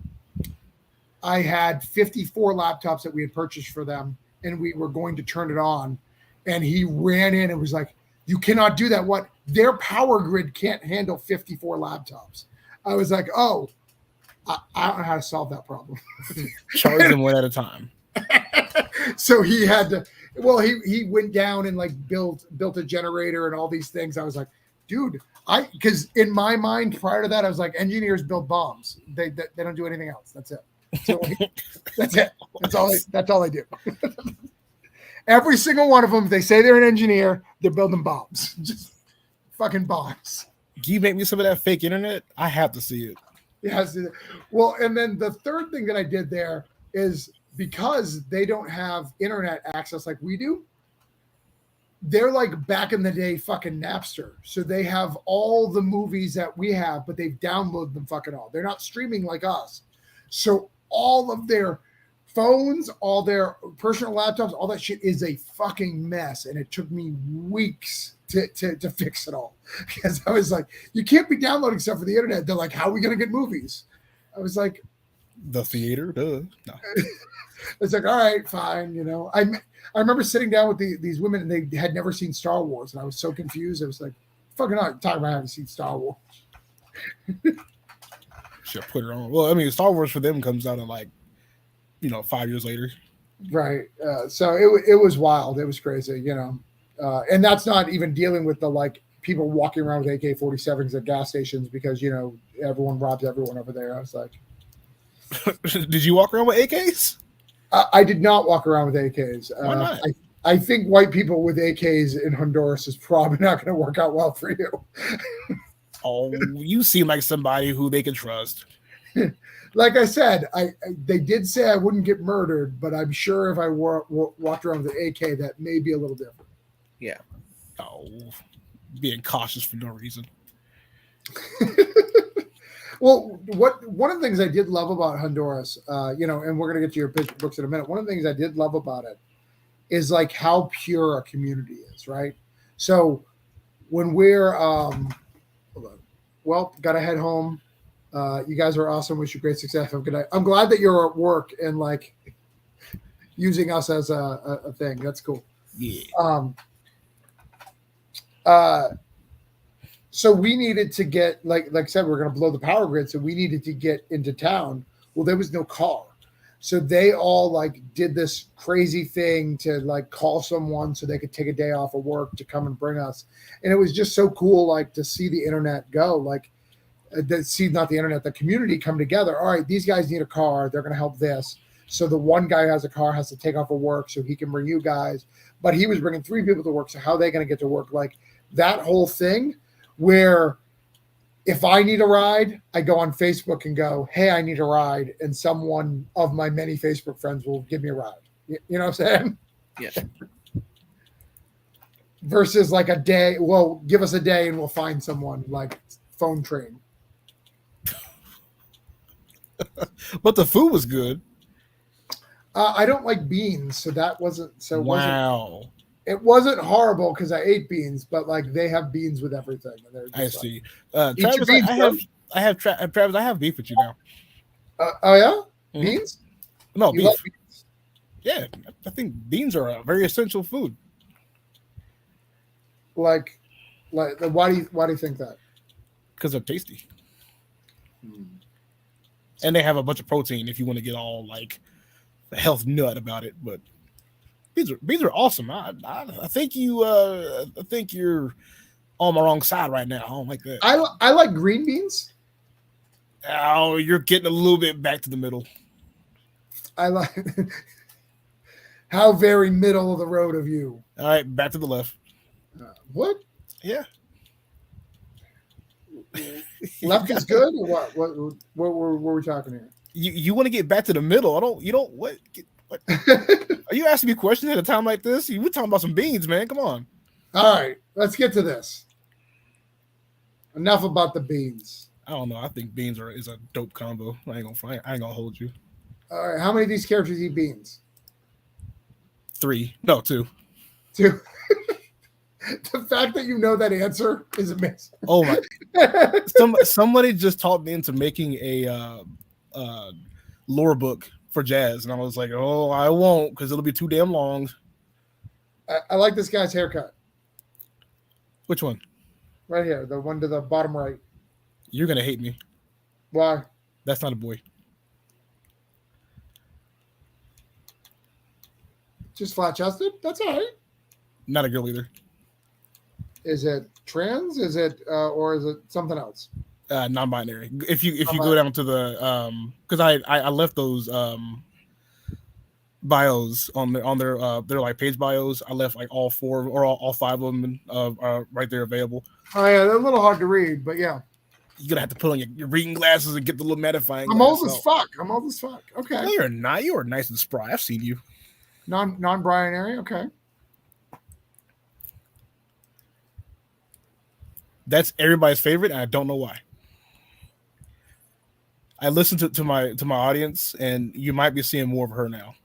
Yeah, I like her. She's got a Oh, cool vibe. damn it! And I had to go put Travis in that damn list. Yeah, I like. She got a cool vibe. She's a meanie head. You know, being in the mech like that just fits. Like that hairstyle at being in the mech. That's half the reason why I did. So how do you handle the non-Baron eye? Is everybody okay with it, or do they accidentally call the wrong, or what do you do?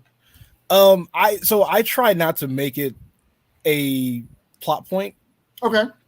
In conversations or whatever. So chapter 0 being the like the whole intro into Jazz itself.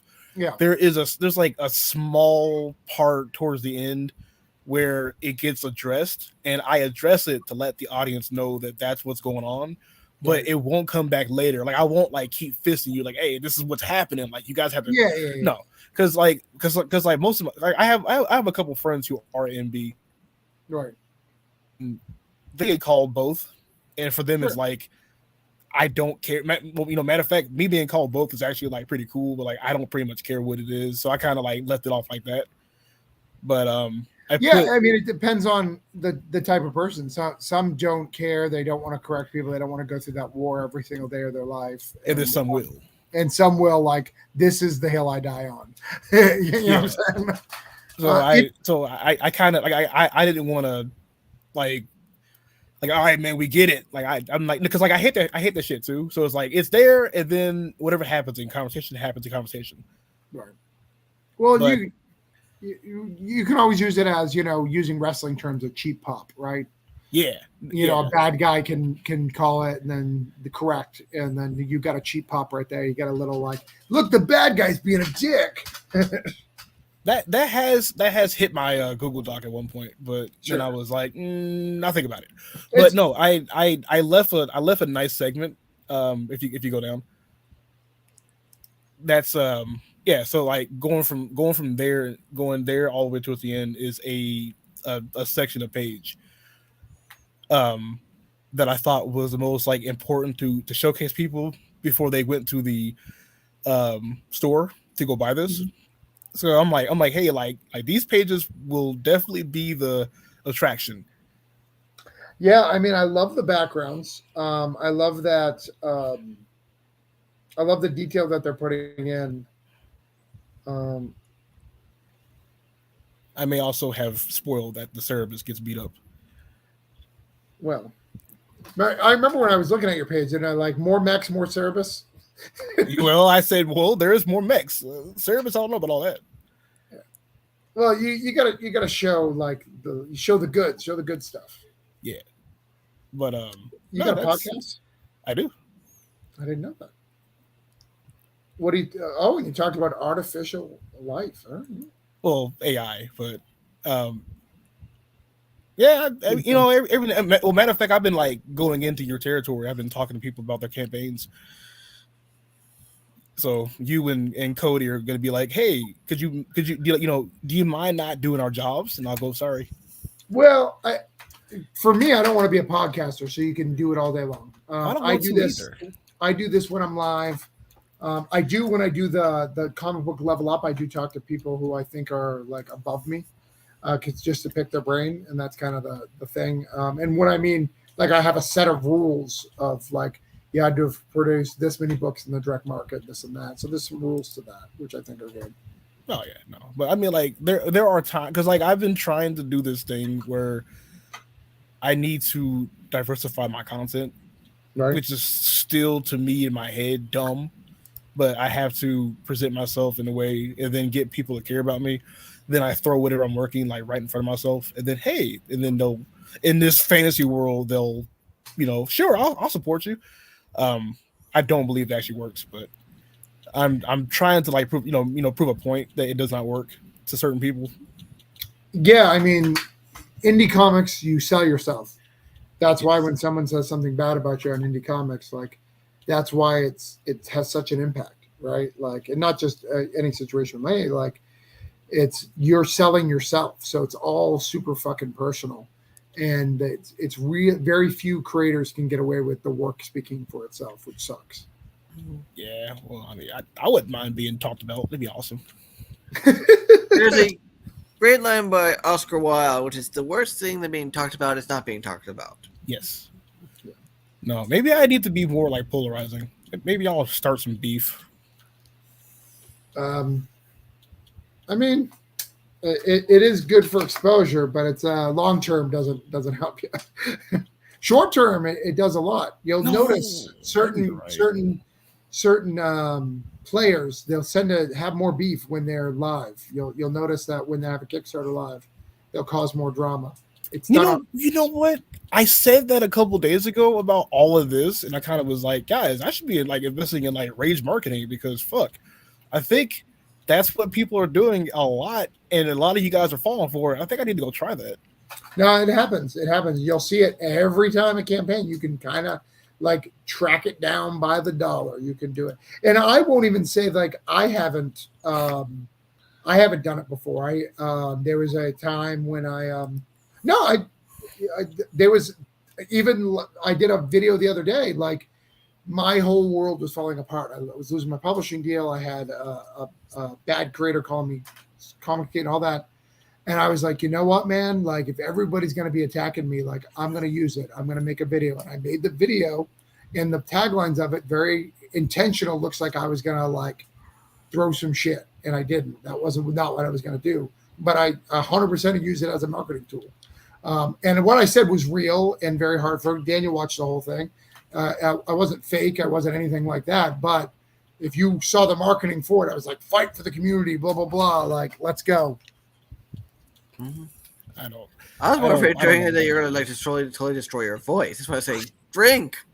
Oh yeah, I was dude. That video was crazy. It's getting mad views, and this is I've called other people out for it. I hate it because they'll go like, look at all the views I have. Yes, for hate content. Like, what do you got for love content? Like that really, that's about encouraging people and going up.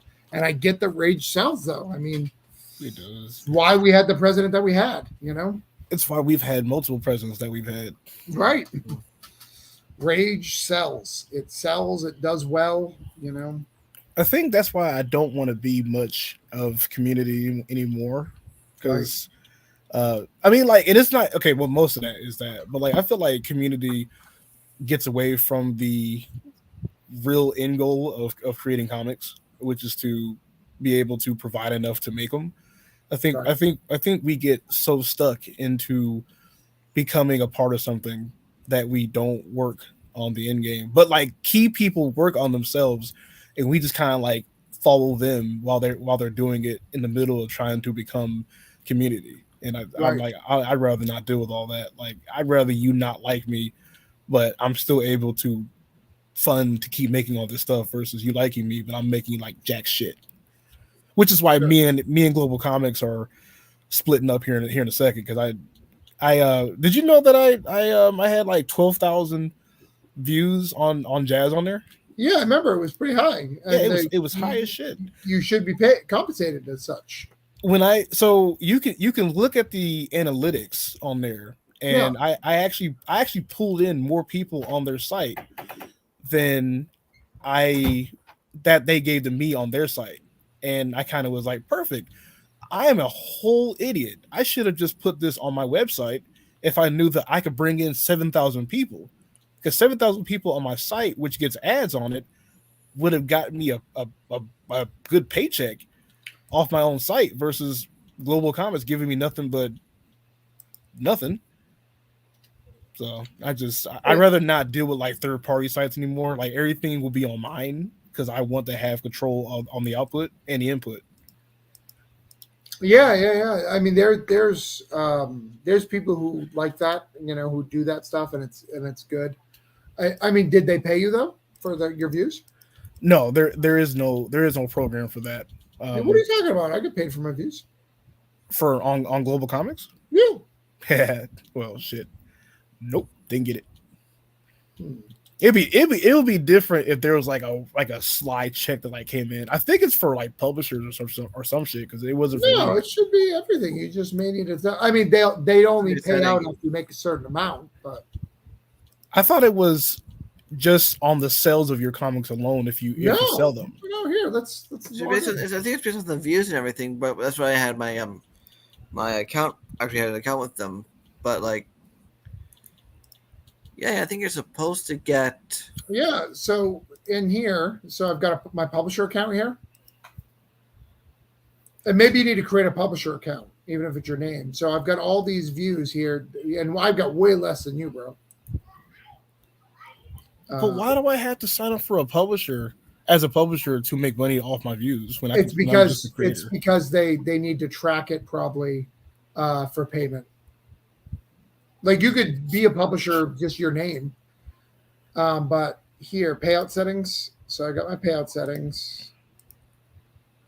Payouts and reserves. So I've got confirmed income. I mean, I haven't actually been paid, but I've got $9 here. Oh, you make it sound like they was like giving you cheese. Never mind. Then I won't even fight this. No. I don't even have a quarter of what you have. That's what but that's not enough because like you have to make like I think like $25 or like $30 to actually be 30. able to like 30. Right, but what I'm saying like, is my highest views is 561. Think about how much you have. You have 561. How many? That's it. 561 is my highest. There. 561. That's my highest. I mean, will they start the tracking from when I first logged in, or will they start that the tracking? Would be something you'd have to talk to. I don't know all that stuff. Is that person who works? I can't think of their name right now. Oh, Crumbs. Crumbs, yeah, they still around? Maybe you can ask Crumbs. Yeah, you and Crumbs have a little falling out because you're like go for comics. No. Okay, so I haven't like publicly came out and done it and said it. I'm actually like pulling things off of there, bit by bit because I want to like transfer everything over. Well, what I would do is I would keep 0 up there forever. And then at the end of 0, to read the next chapter, go to your website and have an ad. Put the book. Okay, well, I could do that. You know what I'm saying? Because then you're having the best.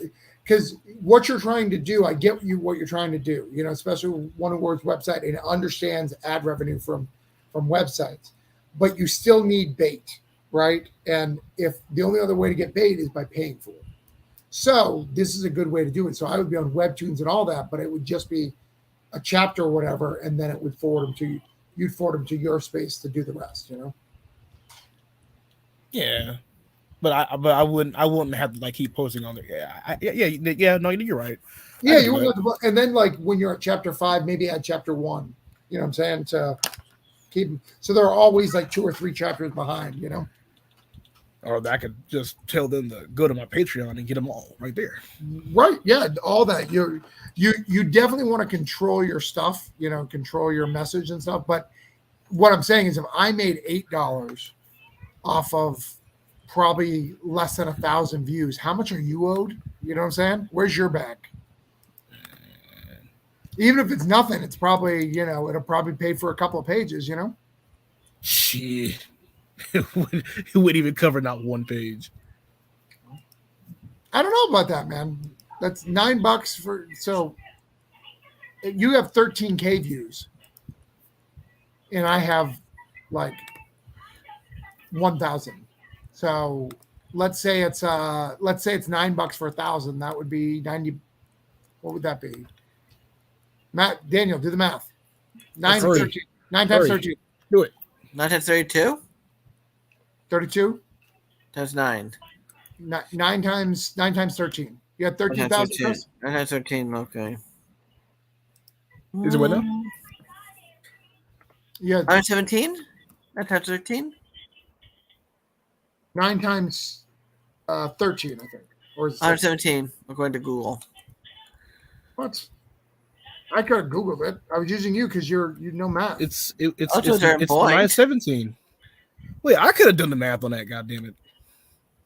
Because what? I could have done the math on that. I'm so damn stupid. Yeah, it's 117. So you would have had $117. Yeah, but I don't feel like they're gonna actually. I mean, I'll ask her, but I feel like once I flip over, then it's like from like this point on, we will be tracking you. instead of you just like having it like right Yeah, there. and then for some reason you don't get as many views, right?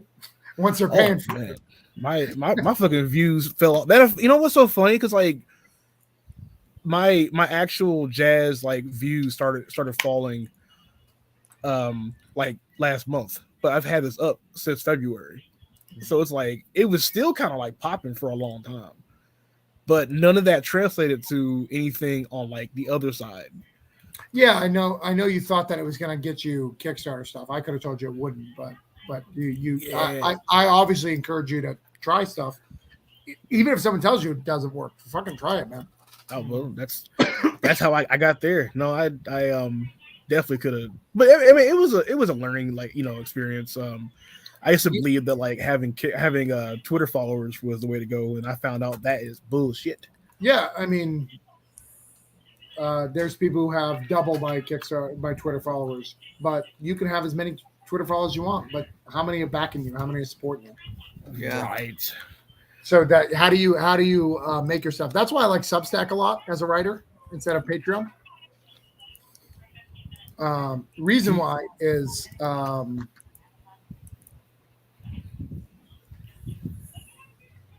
you get paid from Substack? what the fuck?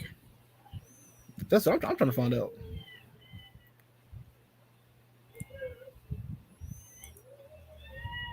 Can you pay for something? Yes, people can pay for your stuff. I still need to figure this out. Because I'm relatively new to Substack. Like, I only have like 30 something followers.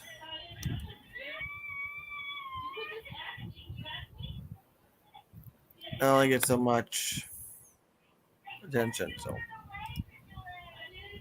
So I'm getting some drama. Apparently, here I'll bring it up. We're just gonna share shit tonight, I guess. Well, What's up?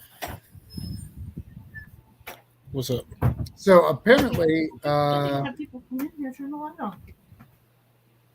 Hold on a second.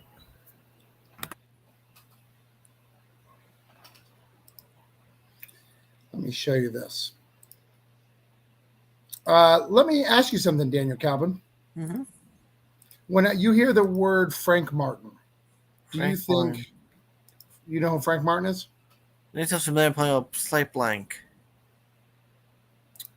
So this one, Burn Residue, which is a crime book from a gentleman.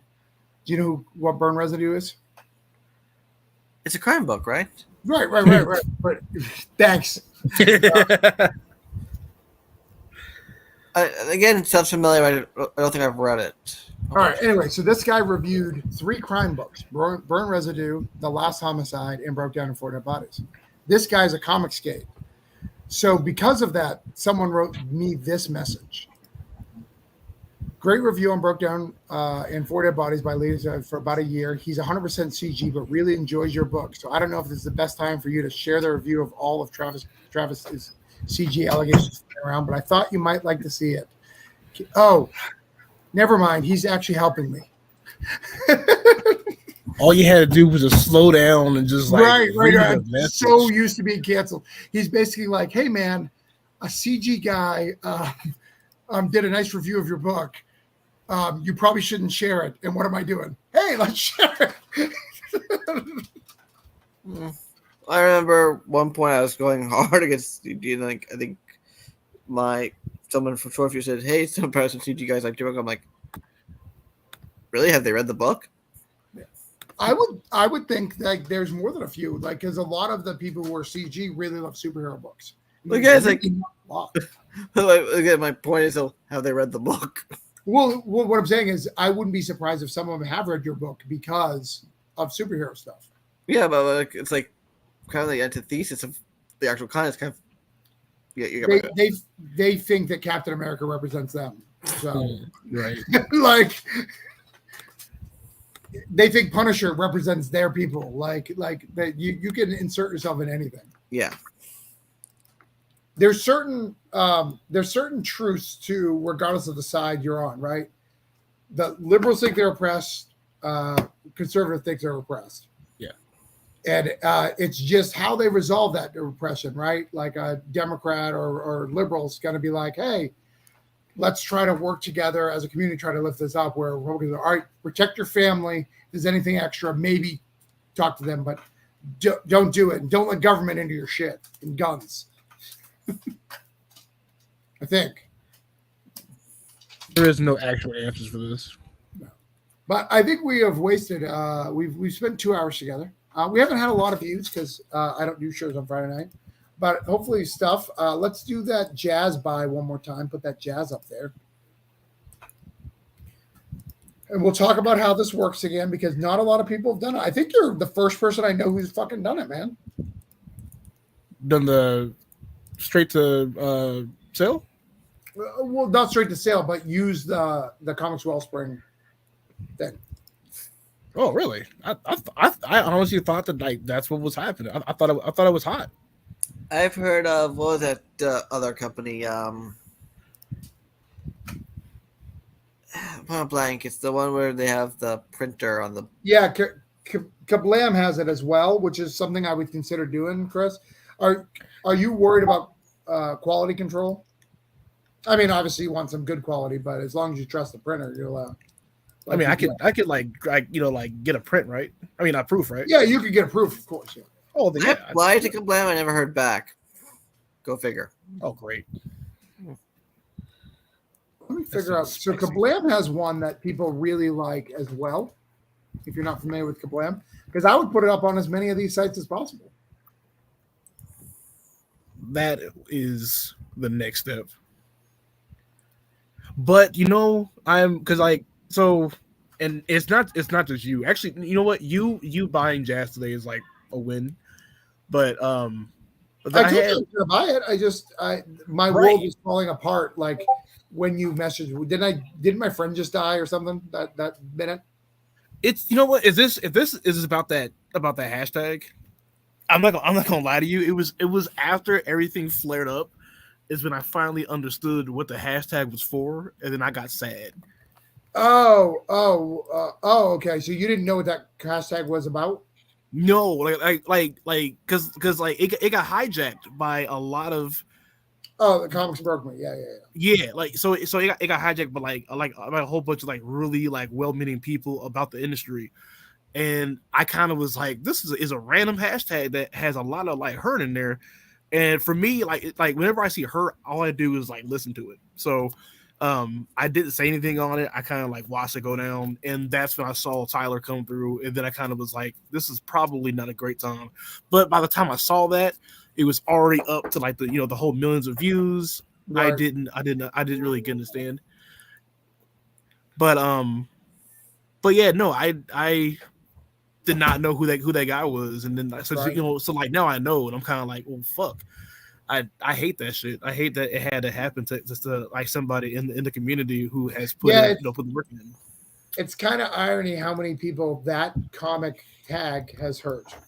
Right? Yeah. The irony of that is not lost on me. It's not. But when I was doing the campaign for like my third and last campaign for Jazz on Kickstarter, I had a lot of people like in my inboxes and on Twitter, and it was like key people, and all they told me was, I can't wait to get this in my hands. I can't wait to get like at least let me get a physical. I can't wait to get it. I'm so excited. So that was like months ago, but I kept up with all the people who had like ever said this to me. This link went live on Tuesday of this past week. And the first thing I did before I put it on Twitter is I went to every single person's DM that had ever told me, I can't wait to get this. And I sent them the link, and I was like, here it is. Now you can get this.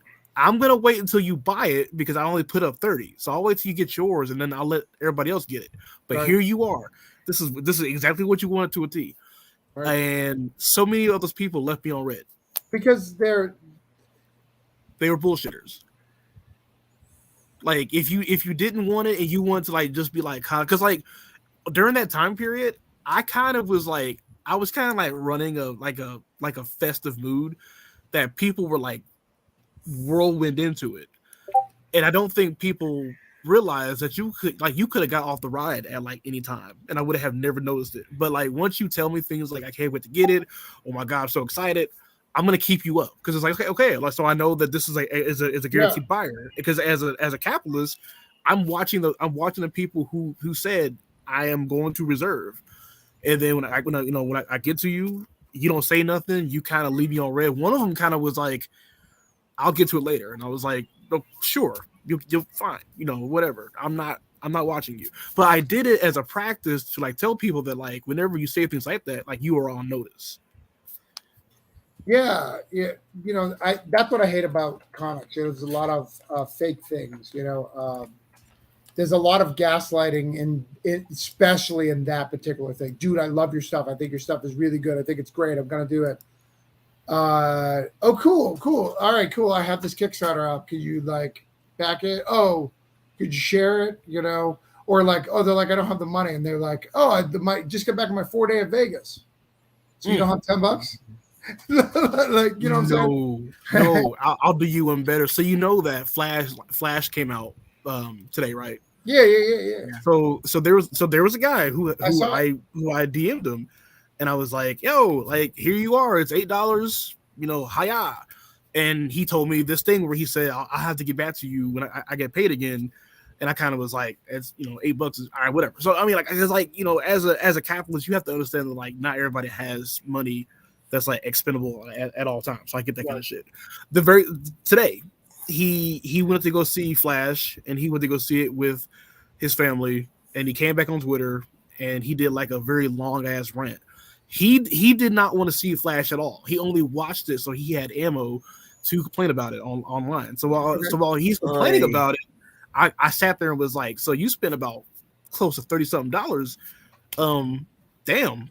But this thing over here that you knew that you liked is $8. I don't know about you, but I wasn't hurt by it. I kind of like took a note where it's like, all right, so now I know that you were bullshitting. Boop, you're off of here. You're bullshit, and boop, you're off of here. Travis Gibbs is bullshit, and boop, you're off. What? There he goes. He sent me a DM. I'm in. No, I'm kidding.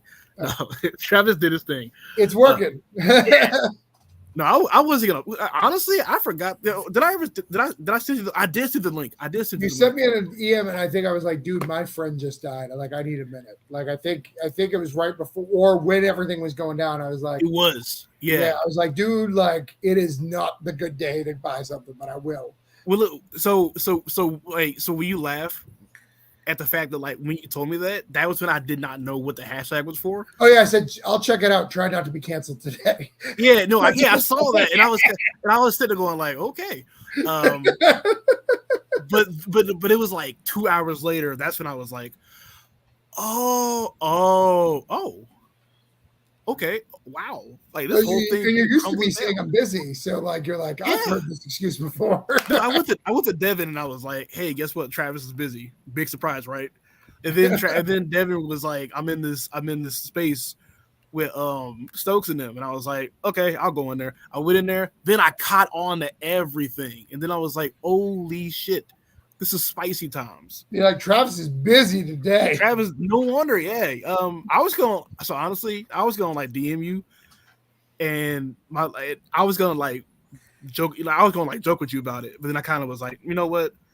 He probably like for real going through it. But like I was gonna DM you and be like, hey, so if you get canceled, who does the Cthulhu Kickstarter? Like I was gonna say that shit to you. And I was gonna say it in like jest, but I didn't want you to be like, "Damn it, this is not the right, not the right time." I ain't gonna get yelled at. Yeah, I don't say his name on the podcast, but he'd have to wake up pretty fucking early to fucking cancel me. He can try though. He's trying. But no, that was the thing. So because I feel like the very next thing I'm about to say is about to open up a can of worms, and never mind. But I'm an open book. What you got?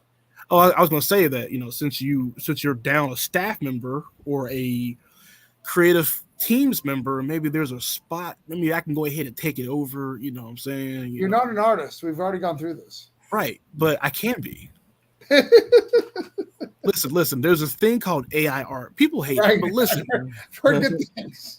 look. I might not. I mean, maybe we could do a spinoff. Like Right. maybe not Coins of Judas, but something else. You know. Yeah, I mean, we are filling that role. That's something that's happening, but honestly, I'm just too emotional to even tackle that. Like, I was really hurt by the community. A lot of people tagged me to hurt Tyler, and they didn't realize that would hurt me. I don't think they thought it through. So there was a lot of that, and then enemies of mine, decided to try to use it and like hatched a whole plot in Spaces to try to do ignore it, and I beat them like I do, and now I just have to get my Kickstarter funded, and they're hoping that it won't get funded, which is fine. But I'm fine. I've got so much love. Every curator that I respect on the higher level than me messages me. I'm doing fine. I'm doing great. None of my work for hire stuff got canceled. So I'm good, man. And I don't play like that. When I went on my live, I had integrity. When I said I'd buy your book, I bought your book because I have integrity. A lot of people don't have integrity. They say a lot of things, they speak a lot of things, but it's all about themselves at the end of the day.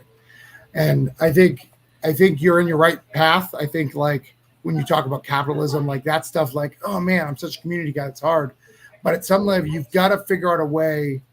If you want to help somebody, right, you've got to get yourself set up. Yeah, and you. So until you're there, you can't help anybody. Yeah, it's how I feel. But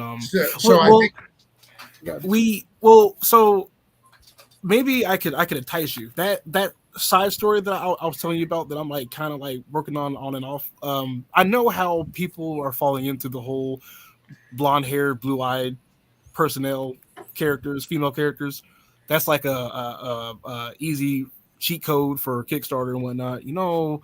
My homie does have blonde hair, blue eyes, but Right. not female. So maybe we cook it a different way. I'm trying to get Travis on this, but Travis ain't really feeling it. Are you asking me to write something for you? No, I'm asking you to go ahead and slide me on that orange cone. We go ahead and get It's not that orange cone. That'll help. go on it. I mean, because I used to be like anti-publisher for forever. Like I was, I was such a like, I'm independent, I want to make all this money. But then I kind of realized like having a publisher, and this actually is funny because like Daniel's part of like Band of Bars, which I've been looking at recently. Not that I'm like gonna go apply because no, but and it's not like negative. It's not a good day to go through that. Like even if yes, yes, which is I mean, you guys are like, a publisher. But the more that I realized like what a publisher does, I kind of was like, fuck, maybe I need to actually get serious and start thinking about doing that because they kind of do a lot of the guesswork that I would have to go do on my own because I'm not entirely smart on like a lot of shit. I'm just headstrong when it comes to like writing down shit because I'm actually a hell of a writer, like, but like nobody knows it because no one ever gives me an actual shot when it comes to like value and currency, except for Travis, which is, I guess I'll thank Travis for my big break whenever. Yeah, I mean, I read the few pages of that, and I honestly, I read the few pages. I was like, oh, he's pretty good. Let me try him on something. I was looking for new writers, like I needed new voices. I knew Devin. I'd been talking to Devin, and I needed new voices. And I was like, all right, cool. I really like where this is going. Let's see if we can get some stuff together and. Let's do this story. We always do one that's a part one and a part two. We hadn't had that yet. And I wanted to try something new this time. The part one and part two be written by two different writers and see if they can work together. So I thought everything lined up really well. And I'm excited what you guys put together, and I'm excited how it's going to pan out in the book. No, you got the very good diversity hire team. So, me and Devin did pretty good. Yeah, but here, let me say that, like I know you say that, but like I had enough diversity. Like I had Michael Watson, he happens to be black.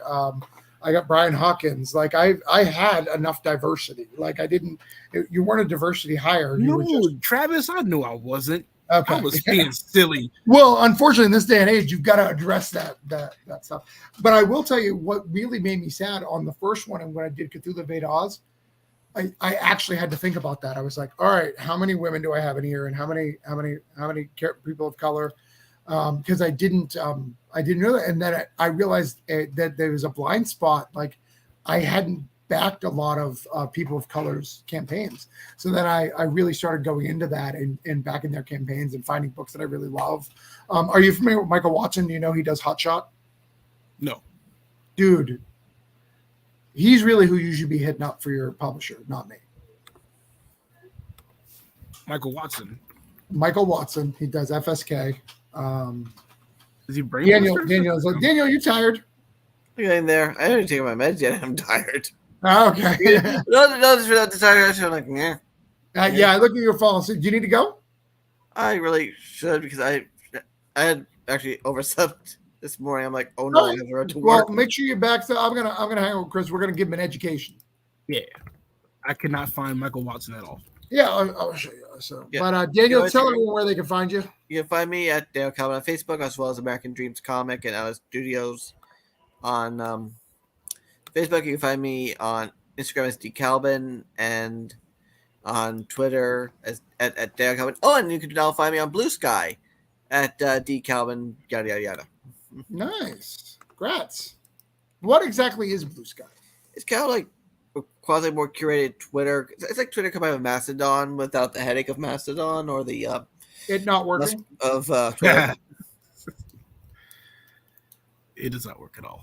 Well, the thing about Mastodon pissed me off. I was trying to do is like it makes no sense. Whereas it makes more sense here, and it can do more curated things without soloing you out of there. So you have a general pool, and then you can specialized pool, but you don't have to choose one. It's a good time to pass off too, because I know even though FSK is not the company that you worked for before, there's still a lot of overlap. So I don't want to put you in that awkward situation, Yeah, it's a long story. But sure. About diversity, it's like my late editor, Sean. I remember we were doing actually around Michael's podcast I think it was back before we were doing American Dreams 143, and she actually kind of read me the right about not having enough diverse characters in the first arc. And I thought about it, at least on air, she's right.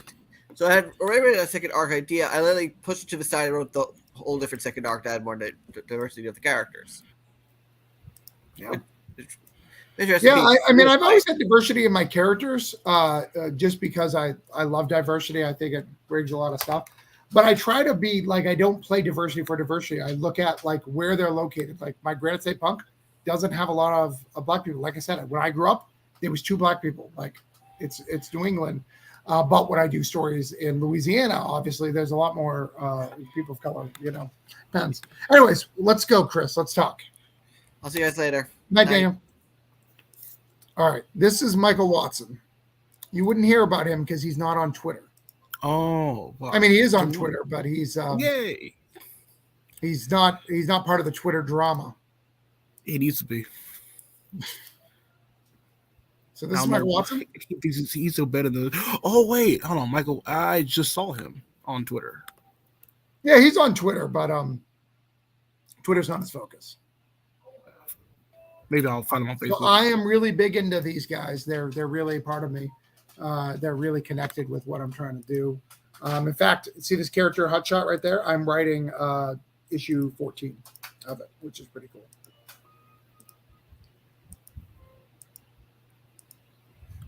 But anyways, so he runs a publishing house called Freestyle Comics. All these comics are those, and some of these comics are creator owned that he just publishes through his stuff, and it's I don't want to share out the whole deal because I don't know the whole deal, but from what I understand, you own everything. Everything's yours. You just publish under the same label as friends. So you make your book, whatever, and then it's when it's ready to go, he'll publish you. He'll help run your Kickstarters and do all sorts of stuff. Okay. And they do pretty well on their Kickstarters. I might have to. I found him on Facebook. There he is. All right. Yeah, just if you want to put me in a message with him and say, hey, Travis thought we should meet, and I'll help you. That might be the move. Right. But yeah, I think it would be a good move for you because It's a mostly person of color company, which I think is a strength of the company. I think that they do really well in that market, and they do stuff that's right on the cusp of manga, but not manga. I think a manga title in their line would be really good. They also like do things where they connect the universes on certain levels, which is pretty cool. So you don't have to be fully connected, but you can be connected on certain small levels, and it helps you expand your stuff. Well, that's why I did the whole portal thing, was the idea of making it easier to do that. Yeah. In fact, let me see if there's a close up of any of the covers. And they make action figures, and they have a game coming out, dude. Like they have all sorts of really cool stuff. Michael Watson's one of my best friends in comics. He's a really, really good dude. Good. He's still up. Sorry. Somebody messaged me. They're trying to buy a comic for me. Tell them to go on a CW bookstore, CWS bookstore, and go look All at right. Jazz. You see over here this Emerald Quest? Yeah. See over here where it says verse 5? Yeah. It actually creates like a reading order too of the books of how they're all connected in the same universe at what time, which I think is really, really cool. And it's like did he do that hardware too? What's up? Did he do that hardware? No, it looks like no. This is just someone buying Black Critters comics, and those are the two that it bought. Right. That was Greg Elises. You know Greg Elises? No. Wait. Yeah, I do. Oh, dude, that guy's fucking talented. That's probably my favorite, one of my top favorite writers in the scene.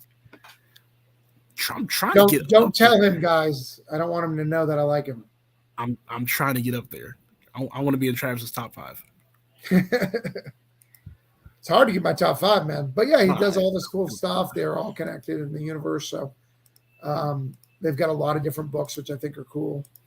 And what's also cool too, like even if you, let's say it doesn't work out, he does a podcast sometimes that you can join. And when you join it, he'll draw your character live, which is super fun. So he'll interview you and he'll draw your character as you guys are talking. Yeah, I'm definitely gonna hit him up in the DMs today. Yeah, absolutely.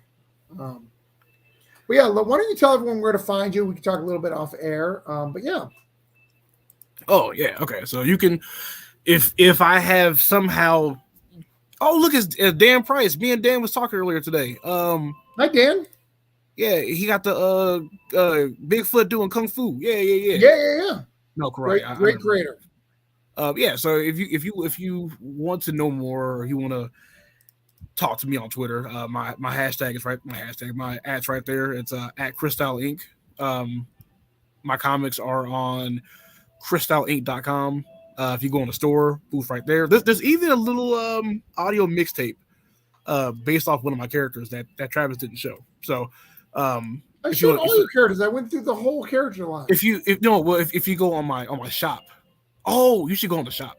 Now I gotta go more places. Damn, man, you just friggin' have me like click all over the place. Because you love me, and if you don't, you will later. I'm not sure any of that's true.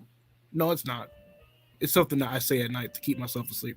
I will share this book out though. This is not where you want me to go. I know, just for the record. You always doing extra here. shit. I might as well share it since I clicked on it. Yeah. So if you go on the CWS bookstore, you can also buy Jazz physically. It'll come right to your home pretty quick. I have like 2 people so far that have bought the book, and they have it right now. I don't know when they're gonna post it online and do all that good stuff with it, but it came pretty quick. I think it's like 24 hours later it gets shipped. But yeah, no fun book. Wait, out of all the people who backed that campaign, didn't you do an update to the campaign telling them that they could buy it? Yeah. And only 2 have bought it so far. 3 now with me. No. It's been more than that. Okay. But like, so it was like 76 people that like backed the campaign, and the people that I was talking to are the people that were in my DMs, whether it was on Kickstarter or it was on Twitter. Right. So it was like 12 people out of that whole line, and then poof. So you're actually it's you and somebody else. You're the only 2 that actually did it today. and I didn't have to like chase it down. But yeah, no, like next week I'm gonna be like I'm gonna be a whole Chasing asshole that about bank it. next week? Is it who? You gonna chase that bank next week? No, I'm just gonna like make a really mean like tongue in cheek tweet, and I'm gonna just be like fuck you guys. But that's because I have a like a mean spirit, a mean streak. Right. But oh yeah, Out of spite. So this is your Beats album? yeah. So so in the middle of making jazz, and this was actually on the Kickstarter, as a reward, but Right. I made a concept instrumental album based off of beats. So like what you hear is what he would possibly use in battle. I forgot how to make a preview on my site, and then I found out how to do it later, but I was too lazy. So if you click on my Bandcamp page link, it'll take you to another website that is also selling it, but you could like preview all the songs. But I should probably get unlazy so that people don't have to like leave my site. Right. Leaving your site is bad if you're trying to get ad revenue. Yes, I'm just so damn lazy. That's why I work as a web designer. Let's say the smart thing. Let's hear a little bit. That's the one from the Kickstarter. Okay. Spawn Trap.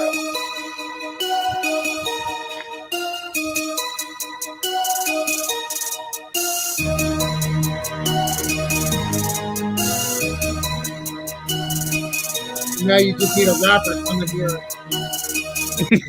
Yeah, right? I what? Now you need a rapper come in here and spit.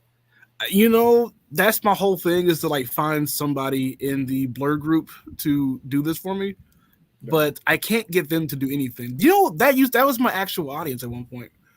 The Blur. Well, I tried, but they don't really buy what they like. Well, and I hear that like they're really quick to get mad at each other. Like I've obviously I'm not familiar with that community, but I've seen many people going, offended the Blur people again. Well, You know? so remember how earlier I said how I changed my core audience? Yeah. When I made jazz, I had studied a lot of people that were like, I want to see more representation in anime and manga. I want to see more of us, more accurate versions of us, and it's not like a one-sided like portrayal like how Toriyama used to do. Right. And this is like in the middle of me like writing jazz, and I was like, dude, I have something. It's coming soon. I can't wait to give it to you guys. We will be up. I will be so excited to like give you guys, you know, all this stuff. And then when I finally had gotten jazz to a reputable version, I showed people, and nobody wanted to put money on it. Right. I had people that were like, get it big enough and then we'll talk. And I was like, what the fuck does that like? You are the big enough. Right. This is why we're here. Yes. Like if you grow it, and then if you grow it, then it becomes big enough, because once it gets to like Viz Media and Crunchyroll and all that, it's no longer mine, it's theirs. So any money that you put into it, they get. I get like a residual, but I don't get the money that you put in. So you probably want to do it now if you want to get it there. Get on the ground floor type of thing, right? Yeah, but like they wouldn't do it, and all they wanted to do was just have the platform to argue about it. They didn't like to actually have a solution. Like it even goes for like Comicscape people that are like, I'm tired of characters being black washed and black drawn. We need to have original black characters. And I'm like, bet, here I am. And even on that side, I'm like, yeah, you guys don't. All you guys want to do is just shout and scream. You guys don't want to actually have solutions. Because having solutions means that you lose your rage, you lose your what makes it fun to come and complain. Right. Well, let me show you something. And I know you're probably not the best person to do this, just because you've self-admitted don't know a lot of the people who make comics.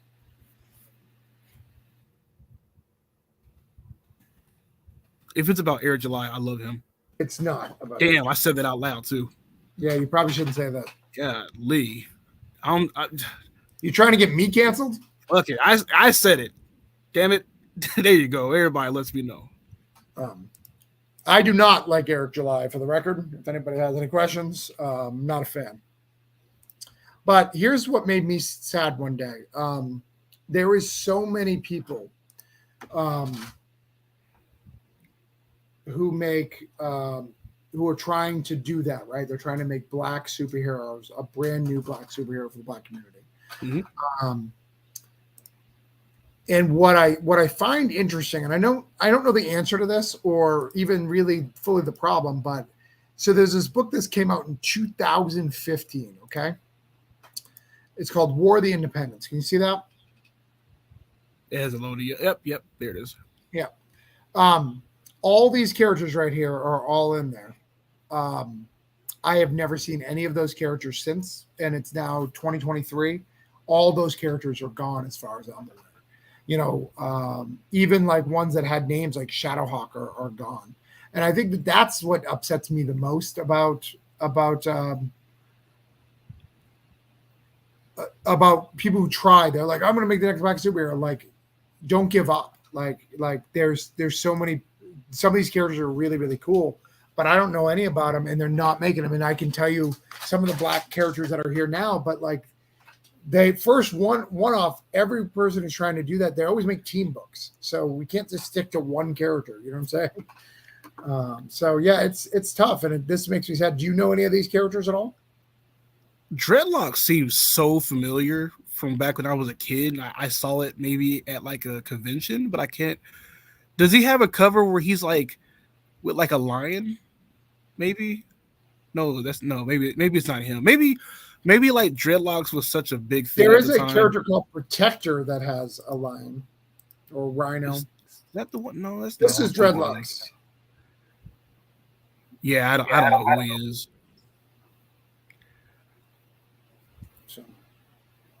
Well, so we do teams because we have this fear that we are not communicating that we are multifaceted. So when we do like one character, we have this feeling that like we are showing people that like we are all like this one person. And so when you do teams, you can get like multiple personalities off. Right, sure. So like that's what I did with Jazz, how there's 4 black people on there.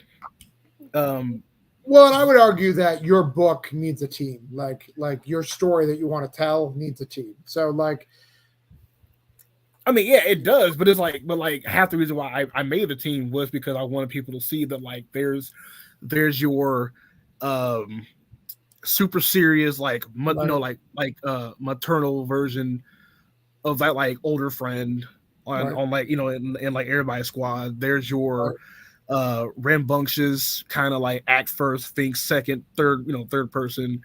There's your kind of aloof but like intelligent. Like it was such a like I'm borrowing from other stuff, but I'm also trying to like tell you guys that like we're not all the same. And so that's why you see some things like that. Yeah, I mean, when I was writing Voodoo Nations, a couple of people in the community were like, "Hey, man, like you really don't want to mess with voodoo. like Voodoo is very, very, very personal to the Haitian culture.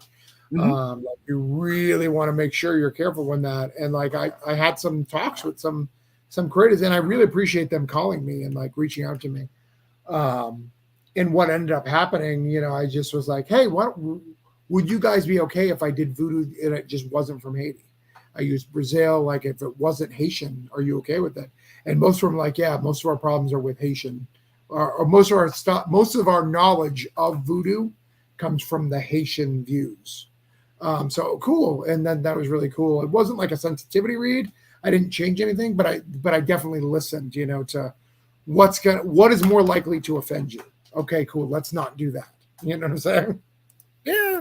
But like, if you would have asked me this, same question last year, I'd have been like, yeah, you got to make sure that step on toes, like creatively. But now I am in the boat where it's like there needs to be a middle.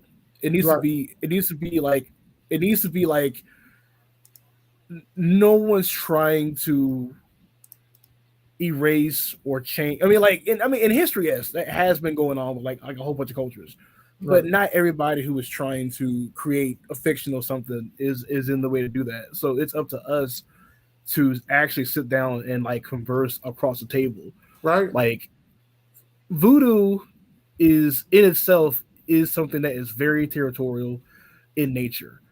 There are other alternatives that can be used if communication was ever done. So you can't do voodoo, but you could still do a form of witchcraft that is actually more commonly used in the states versus down in the bayou. Yeah. Well, what's interesting, when because I've studied hoodoo, and I've studied voodoo as a thing. Like, what's really cool about it is they all have like the same names for their spirits, but the spirits have different functions and act different depending on the region where they are, depending on what their needs, which I think is fucking awesome, which is really cool. So a spirit like that you're talking to in one area, you may talk to that same spirit in a different area, and it's a different version of that same spirit because it needs to be more aggressive here than it did there and stuff like that. That is so fascinating to me, which is one of the things I use in the book, where you don't really know, which is really cool. And I try to keep it vague enough, and I try to use fiction, like the bad spirits are fiction, and for every bad voodoo character, I have a good voodoo character to show that it's not just all evil or all good. You know what I'm saying? Right. Actually, funny thing about that is that Killswitch, one of my characters, is Creole, and Yeah. her power set is a semi form of that same culture. She just so happened to get lucky that it was tied to her, because it was a random like occurrence. But Right. like, I mean, it should be used. I mean, like, it's not like you're taking it and being like, hey, I had a white guy eat some gumbo, now he understands it. Like, no, you studied it. Sure. And that alone should be almost enough where it's like, guys, he's just trying to. Matter of fact, if anything, it would educate more people that you can't reach, that he can reach, as far as that. But yeah, and I think when you're talking specifically about voodoo, it's such a complicated subject, and it's such a stuff in what most people think about voodoo is what they've seen on TV, right? Yeah. This bad witch doctor is now after you because you did that, and that is part of the mythos too. But they have all sorts of stuff of what that religion is. Voodoo Nations, you probably have never heard of it, but the book Voodoo Nation, what it's about is about missionaries who go into a voodoo priest territory, pretends that they can fix all the problem when he was already fixing all the problems, and they kind of start a little war against each other. They flee, and like he keeps chasing them down because he has his own issues with Christianity that stems from when he was a kid. So it's just this gone on thing. But through the course of the book, I show people who practice voodoo who are evil, people who practice evil voodoo who's good, but mostly it's about forcing your religion on people who didn't ask for it. Yeah. What a minute. So, all right, I'm going to show this one more time, my book one more time. I did show it without talking, but broke down and 4 bodies. Guys, I need some money. I need about $900, guys, to get funded. I do believe we can get there, but with your help, we can get there faster, get more stretch goals. I got 36 hours to go. We've got some stuff here. Every 25 backers, you get stuff. I got to add you a new one for 175. This is the first time my book is collected in trade. So this is a 4-issue miniseries, 1, 2, 3, 4. It's 120 pages of content plus about 20 pages of backups. So you're getting about a 140-page book, graphic novel. It's about 2 guys who break down on the side of the road. Their names Denver and Randy. Those are the guys. That's Denver. That's Randy. They absolutely hate each other, as you can tell right here. They have 4 dead bodies in the trunk, and they have to deal with it. And everyone's after them, from a biker gang. They have a mobster after them. They have a drug cartel. They have the police. And like I said, everyone they come in contact with has some sort of bad blood. So it gets nasty. Lots of guns, lots of violence, lots of F words. So want to check it out. I think these characters are cool. This is one of my favorite books I did. So please check it out. It's now in trade. And these are all my other shit if you want to try out some of my other books. All right. Got it. You want to tell people where they can find you, Chris? Oh, yeah. Crystal Inc. Oh, no, sorry. At Crystal Inc. on Twitter. Website is www.crystalinc.com. Come say hi. Come say hi. All right. Good night, guys. We're going to do my video, and I'll be out. Stick around in the background, brother.